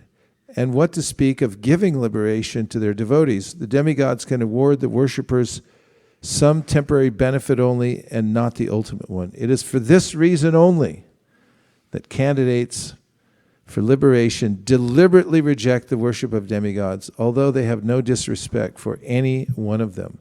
You'll find that throughout Prabhupada's advice about worshiping Ganesh. A lot of devotees ask Prabhupada, if you look it up in the database, can we worship Ganesh? And Prabhupada said, not necessary. In another case, he said, if you worship Ganesh to make a lot of money so you can use it for the Sankirtan movement, but he said you must give at least $100,000 a month. And the reason why there were some sannyasis that were giving about $100,000 a month from their collection that they were getting from Satyadev. And they had started worshiping Ganesh. And so others were trying to imitate them. So Prabhupada said, if you're going to imitate them worshiping Ganesh, you should also give $100,000 a month. Otherwise, don't do it. But his point was, why? Just take shelter of Krishna. Krishna is the source of all the demigods. If you think of Vrindavan, when the forest fires, there's 2 stories of forest fires there. The fires start in Vrindavan. The devotees just call out for Krishna. And when Nanda Maharaj was being swallowed by a big python, they called out, Krishna, Krishna. They're always calling for Krishna. So, apana samsritim gaurandya nama vivishogrinan tata sadyo vamutyeta yad bibheti swayambhayam. Bhagavatam says, just call out for Krishna and take shelter of him. There are all kinds of ways that one tries to take the edge off the material world. But ultimately, the only real solution is to take shelter of Krishna completely. Why delay the process by trying to make all kinds of external arrangements to ward off the onslaught of material nature? If one becomes accustomed to taking shelter of Krishna, Krishna will protect it at every turn of life. So we could follow in the footsteps of the residents of Vrindavan. They didn't take shelter of anyone else but Krishna. Of course, Prabhupada points out they worship demigods like Katyayani, but their whole intention was, how can Krishna become my husband? And they're always thinking and praying to Krishna. Ultimately, there's no harm in worshiping the demigod if the point is, if one's asking, please let me become a better devotee of Krishna, or let me increase my devotional service. Yes. Hare Krishna. Hare Krishna. My question is, why do we have this propensity to adopt bad habits so quickly than the good habits? There's a description in the Bhagavad Gita. Krishna said, Urvam gachati satvasta madhyam tishtanti rajasa jaganya guna vrittista adogachanti tamasaha. By the force of the modes of material nature, we're either pulled up or down. And according to our association, we'll be pulled in a certain direction. Just now in the Kali Yuga, we get highly affected. Well, I should say I do. You don't become so affected, but one becomes affected by the lower modes of material nature because they're so prevalent. We may not even notice it, but we're really surrounded by a lot of influence of passion and ignorance. And just by being around it, there's a way that we get pulled into bad habits. If you lived in the Satya Yuga, where there is no passion and ignorance, you'd probably find it a little easier. There's not cigarette signs all over the place in Satya Yuga. No chewing tobacco. People don't drink vodka and leave the bottles here and there. No bagpiper whiskey. All kinds of bad habits aren't there because the influence of the modes of passion and ignorance aren't there. Yes, last point, because we're getting down to the wire. Thank you, Maharaj, for amazing class. I have this question. Krishna said to Narad Muni that, intelligence engaged in my service is never thwarted. So what about intelligence engaged in service of demigods? So what happens to them? Like how they progress? Oh, people who worship demigods get bewildered all the time. Because it's the story of Vrikasura. He worshipped Lord Shiva. And after he got Lord Shiva's attention, he was such a rascal. He was Vrikasura. He was worshiping Shiva, and Shiva didn't show up. So finally he decided he'll cut off his own head and put it in the fire. So Shiva, being compassionate, came and said, no, don't do that, please. What do you want? He said, I want the benediction that anybody's head I touch will crack into 1,000,000 pieces. Shiva said, okay, you can have it. And then he started chasing Shiva. So then Vishnu intervened. He came as a little brahmachari and he said, what, you listen to that guy Shiva? He's just a wild man. He gave you some benediction. It's not going to work. And if you don't believe me, then touch your own head. You prove it. It doesn't work. And he goes, really? Okay. These are the worshippers of demigods. They're not very intelligent, Krishna said in the Bhagavad Gita. Again and again, he mentions this point.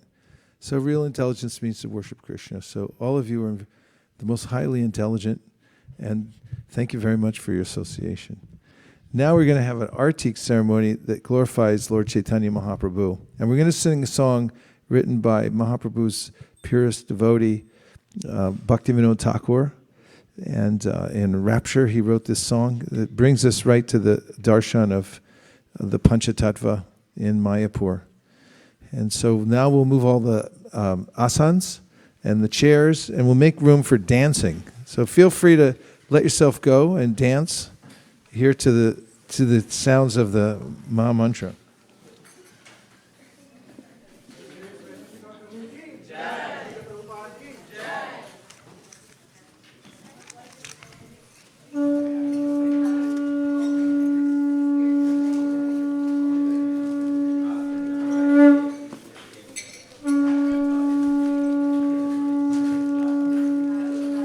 You give the mic to Satya Dave.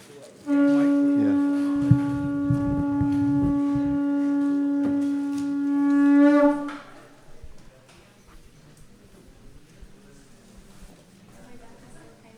It was high. It must be really dry right now because you already tuned it and it went back up.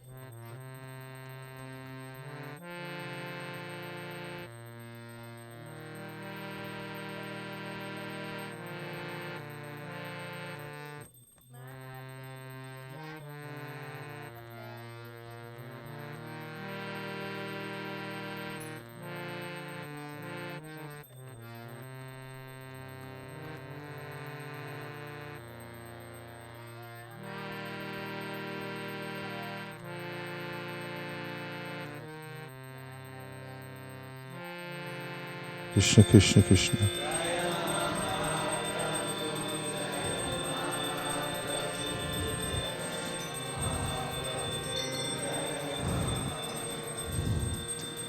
Namo Vishnu Padaya Krishna Preshtaya Bhutale Srimate Bhaktivedanta Swaminiti Namine.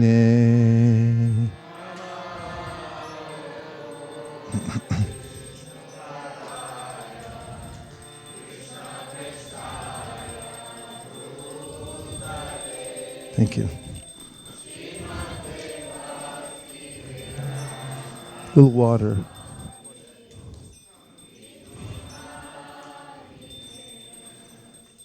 Namaste Saraswate Deve Gauravani Prachardine Nirvishesha Shunyavadi Paschatya Deshatarine.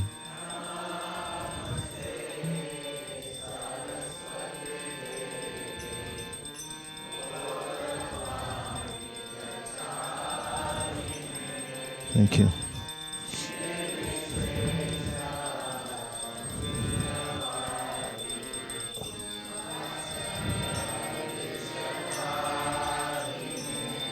Jayo Jaya Gaura Chande Arotiko Shobha.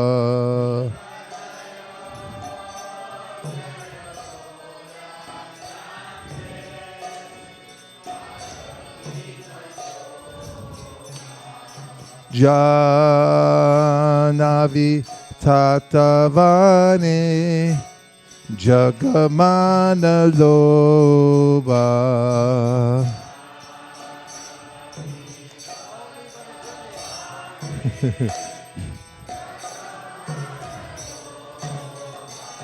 Dake Nenitai Chan Bame Gadadhara.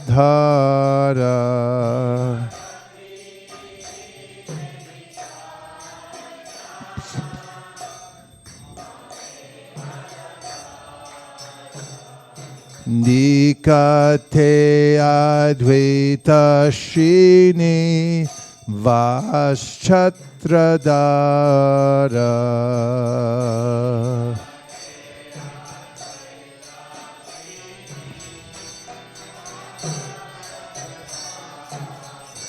Bose Ache Gaurachan Ratna Singhasane.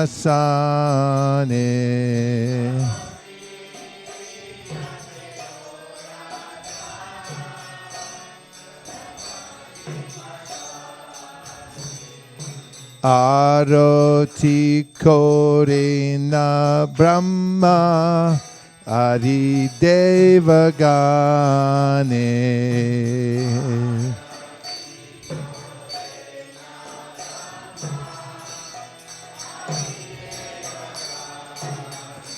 Narari Adi Kori Chamaradulaya.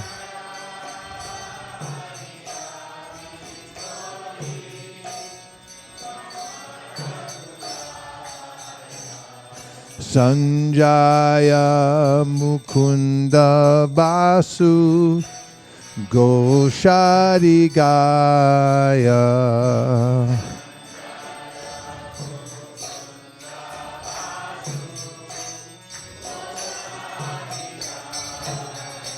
Shankar Baje Ganta Baje Baje Karatala.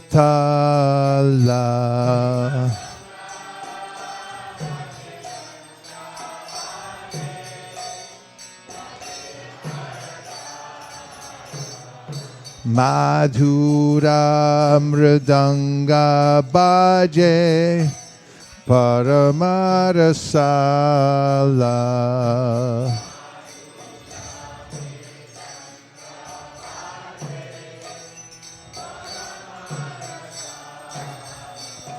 Madhura Mridanga Baje Paramarasala.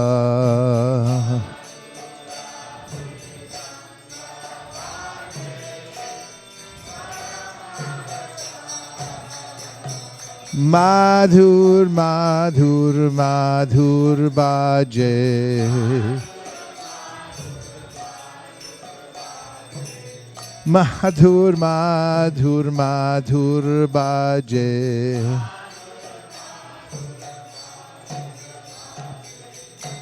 Shankar baje, Ganta baje, Madhur, Madhur, Madhur baje. It's okay. Thank you. Shankar baje, Ganta baje, Madhur, Madhur, Madhur baje.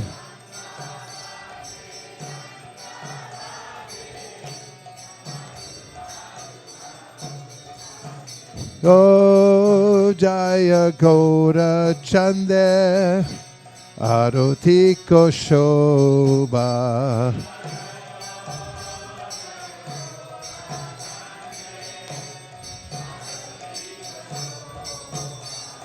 Janavitatavane, Jagamana Lobha. No. Bahu Koti Chandra Jini Vadana Ujwala.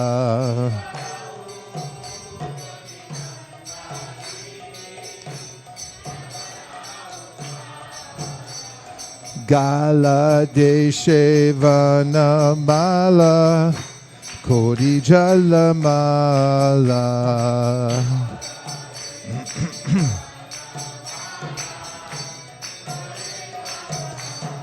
Ki Bajayo Jaya Gaura Chande Arotiko Shobha.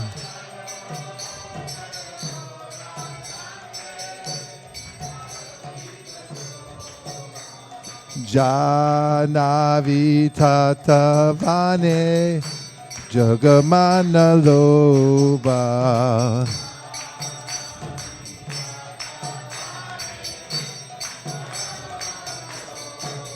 Nara Hari Hari Ko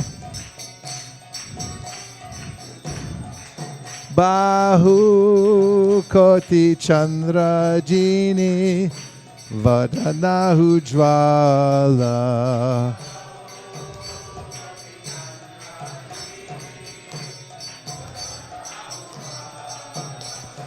Gala Deshe Vanamala Kori Jalamala.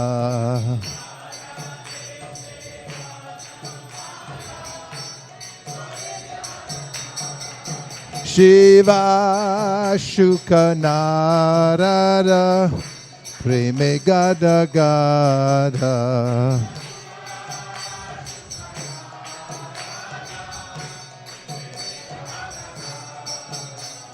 Bhakati Vinoda Deke Gora Rasampada.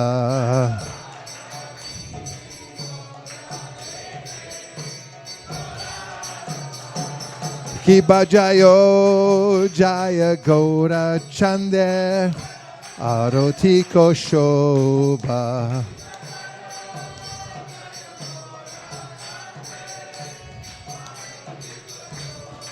Ki Bajayo Jaya Gora Chande Arotiko Shobha.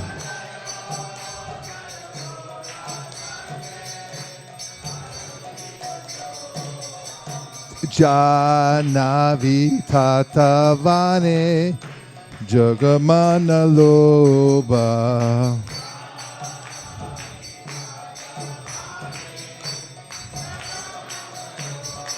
Hare Krishna, Hare Krishna, Krishna Krishna, Hare Hare, Hare Rama, Hare Rama, Rama Rama, Hare Hare.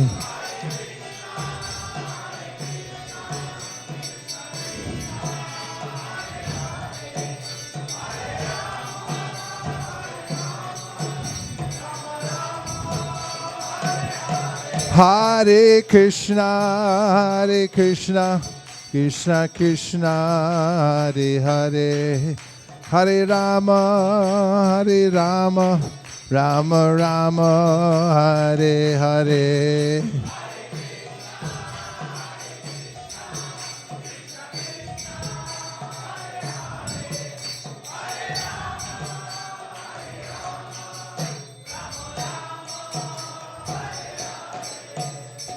Sai Gaura Premanande Haribo. Hare Krishna,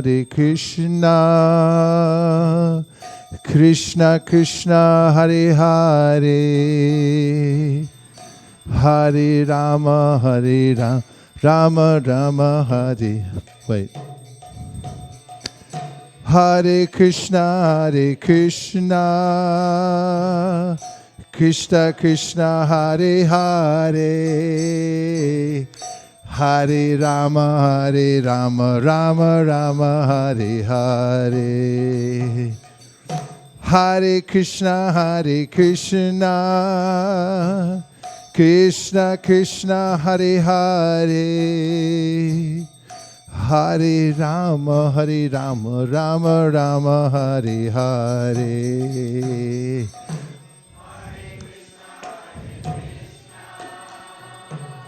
Krishna Krishna, Hare Hare. Hare Rama, Rama Rama, Hare Hare. Hare Krishna, Krishna Krishna, Hare Hare. Hare Rama, Rama Rama, Hare Hare.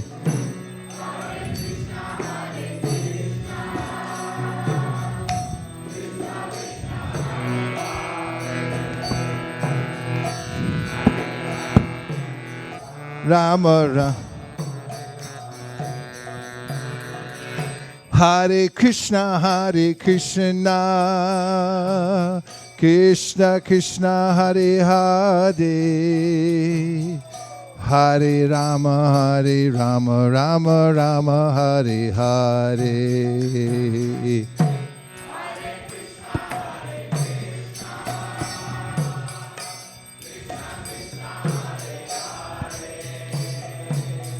Hare Rama, Rama.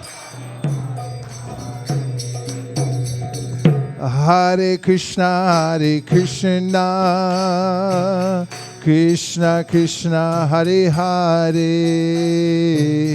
Hare Rama, Rama Rama, Hare Hare.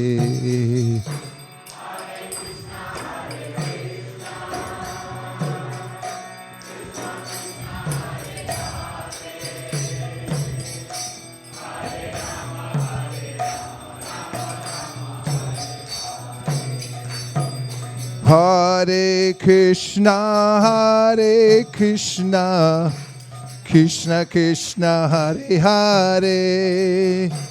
Hare Rama, Rama Rama, Hare Hare. Hare Krishna, Krishna Krishna, Hare Hare. I think I gotta go lower. Hare Krishna, Krishna Krishna, Hare Hare. Hare Rama, Rama Rama, Hare Hare. Hare Krishna, Krishna Krishna, Hare Hare. One down. Go.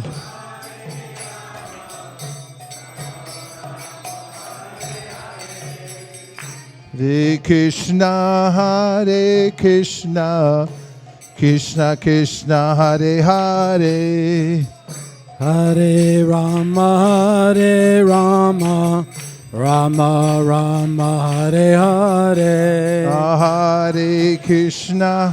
Hare Krishna, Krishna Krishna, Hare Hare. Hare Rama, Rama Rama, Hare Hare. Hare Krishna, Krishna Krishna, Hare Hare.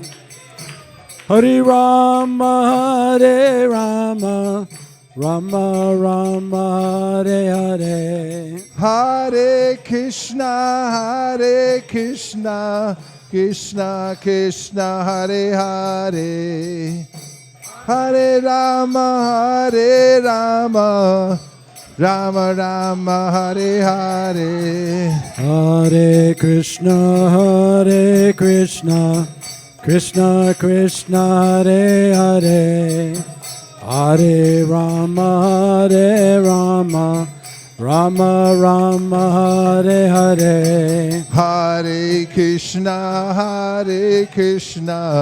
Krishna Krishna, Hare Hare. Hare Rama, Rama Rama, Hare Hare. Hare Krishna, Krishna Krishna, Hare Hare. Hare Rama, Rama Rama, Hare Hare. Hare Krishna, Krishna Krishna, Hare Hare. Hare Rama, Rama Rama, Hare Hare. Hare Krishna,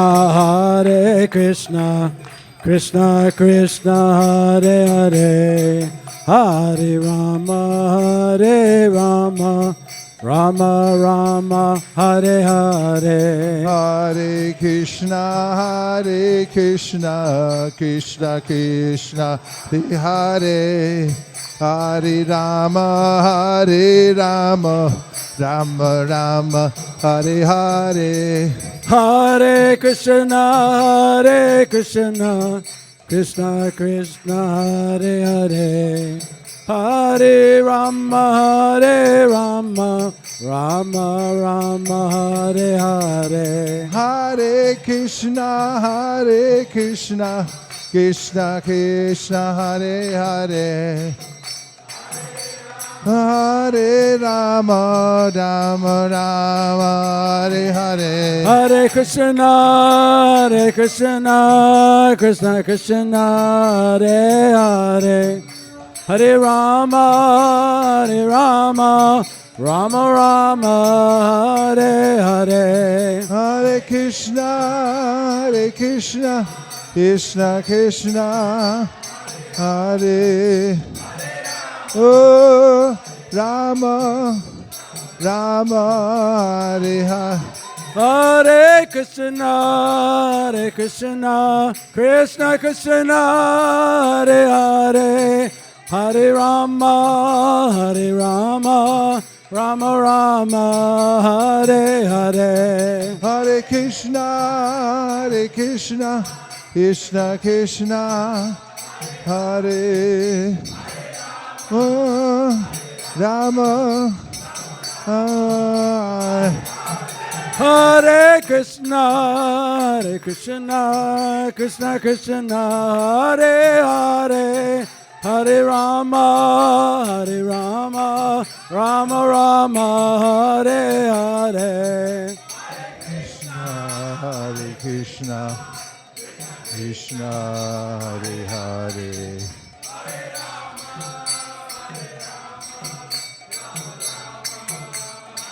Anita go Haribo, Haribo, Haribo, Haribo. Bo, bo, bo, Itai Gaura Haribo. Jai Jai Prabhupada, Prabhupada, Prabhupada, Prabhupada, Prabhupada, Prabhupada.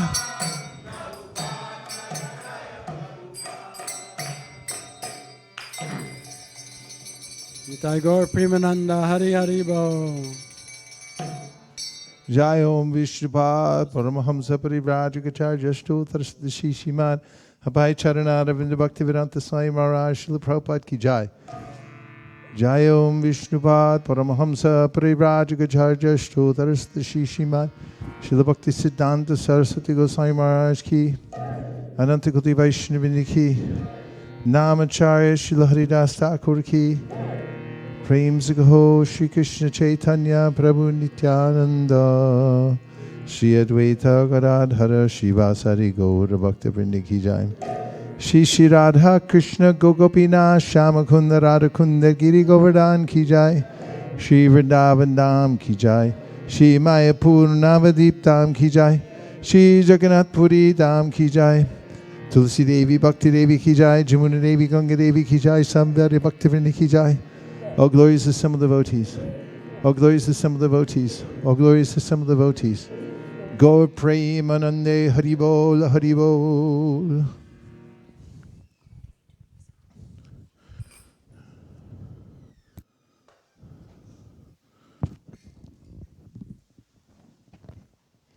Sing old style. Tonight's old style.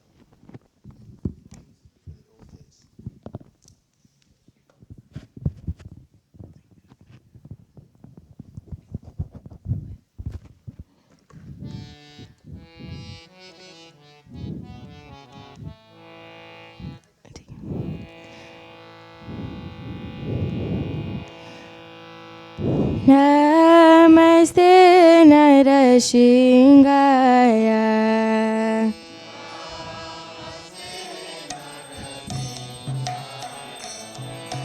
Namaste Narashingaya.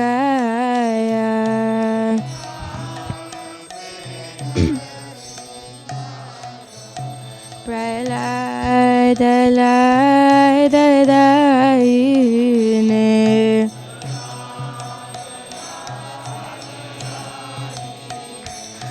Praladalaidadaine.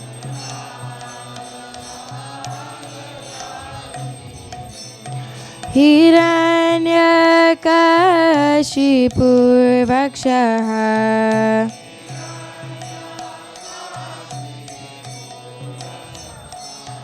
Hiranyakashipurvakshaha.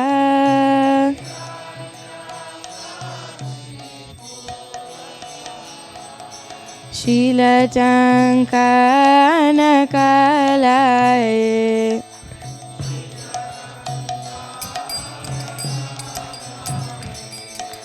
Shilachankanakalaya.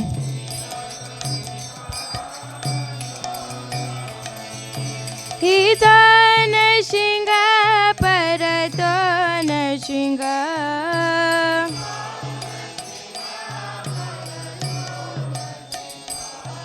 Hitana shinga paratona shinga.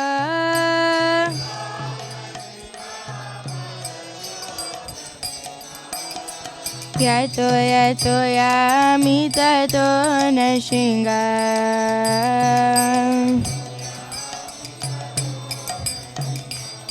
Yato yato yamita tona shinga.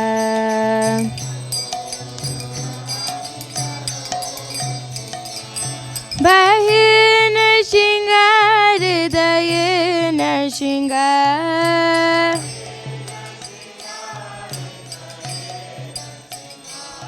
Bahina shinga hridayena shinga.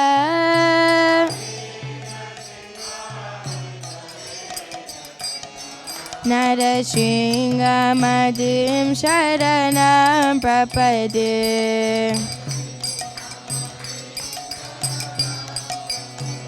Narashinga madim sharanam prapade.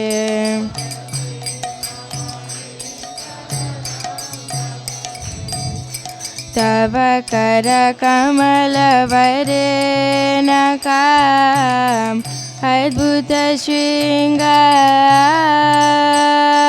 dalita hiranyakashipu tanu bringam keshavadrita narahari rupa Jaya Jagadisha Hare. Jaya Jagadisha Hare. Jaya Jagadisha Hare.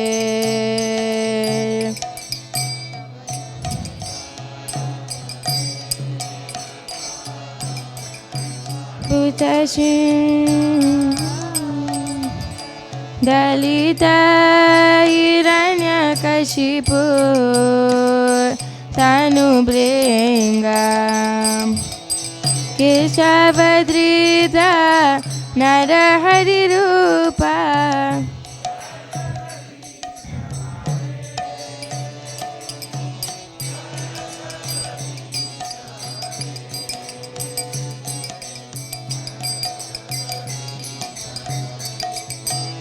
Jayo Lakshmi Narasingha Jayo Lakshmi Narasingha Jayo Lakshmi Narasingha Jayo Lakshmi Narasingha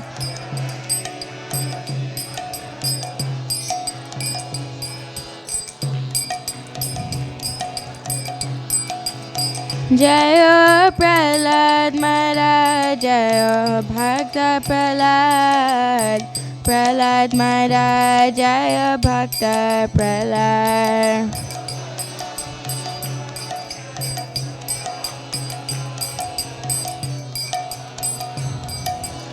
Jaya Jaya Prabhupada Prabhupada Prabhupada Jaya Srila Prabhupada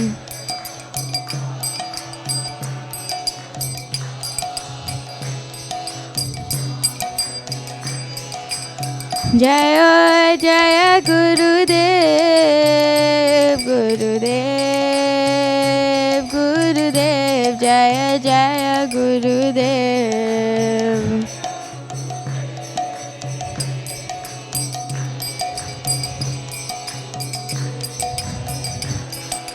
Nitai Gora Haribol Haribol Haribol Nitai Gora Haribol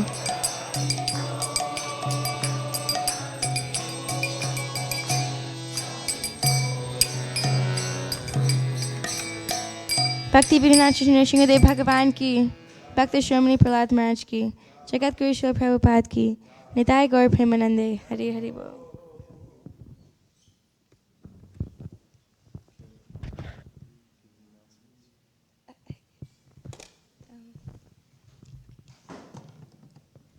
Hare Krishna Hare Krishna Hare Krishna Krishna Krishna Hare Hare Hare Rama Hare Rama Rama Rama Hare Hare.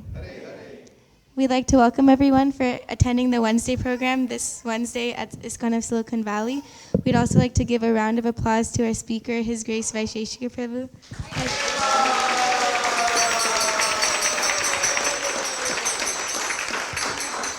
We'd also like to thank His Grace Satyadev Prabhu leading along with Vaisheshika Prabhu for the Aarti.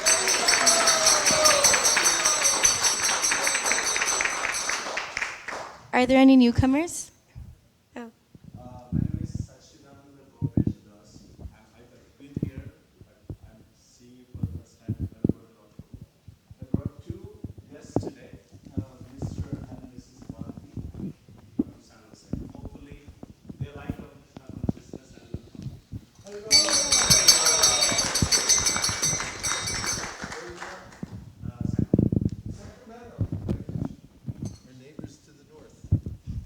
Are there any other newcomers?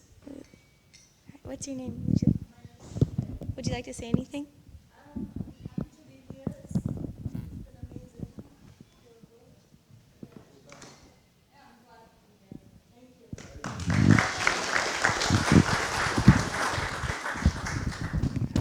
This Saturday, we will be having a goals planning session from 7:30 a.m. to 9 p.m. And then again, it will resume from 11 to 1 p.m. And then in the morning before that, there will be a japa circle at 6 a.m. So please make sure to come for that. On Sunday, our Sunday Feast program will be beginning at 4 p.m. So you can also come to that. Oh, at Friday, 6:59 p.m., there will be a Harinam in Palo Alto. So make sure to attend that. The cooks for today are Rupa Shri Mataji, Bishwapati Prabhu, and Rohini.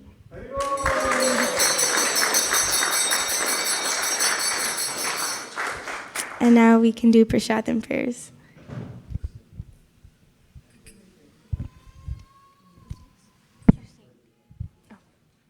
At the same time? At the same time? Okay. Okay. Sharira Vidyaja Jorindiya Tahika Jivi Fele Vishaya Sagore Dharmade Jivayati Lobo Moy Sudurmati Taki Jita Katina Samtare Krishna Bhaja Doyamoy Gori Bhaja Jivajai Swaprasad Anadi Lobai Seyana Mitapao Radha Krishna Gunagao Premiraku Shri Chaitanya Nita Premiraku Shri Chaitanya Nita Ma Prashadi Govinde Namo Brahmane Vaishnave Sopa Punyavatam Rajan Vishvasone Vajayate Prashade Sarva Dukkanam Anirashyo Bhajayate Pashana Chitta Suyasu Buddhi Bhaya Vitishtete Tvayopa Bhukta Shaganda Vasulankar Charchita Uchista Bhujino Dasa Stavamayam Jaimahi Bhagavad Shima Prasad Ki Just explain what we just said. You don't have to say the whole thing exactly, but just explain why we're saying prayers. we sing these prayers to honor and glorify prasadam. Prasadam is food that is offered to Lord Krishna. Is there any benefit from taking it? Yes. Please come take prasad.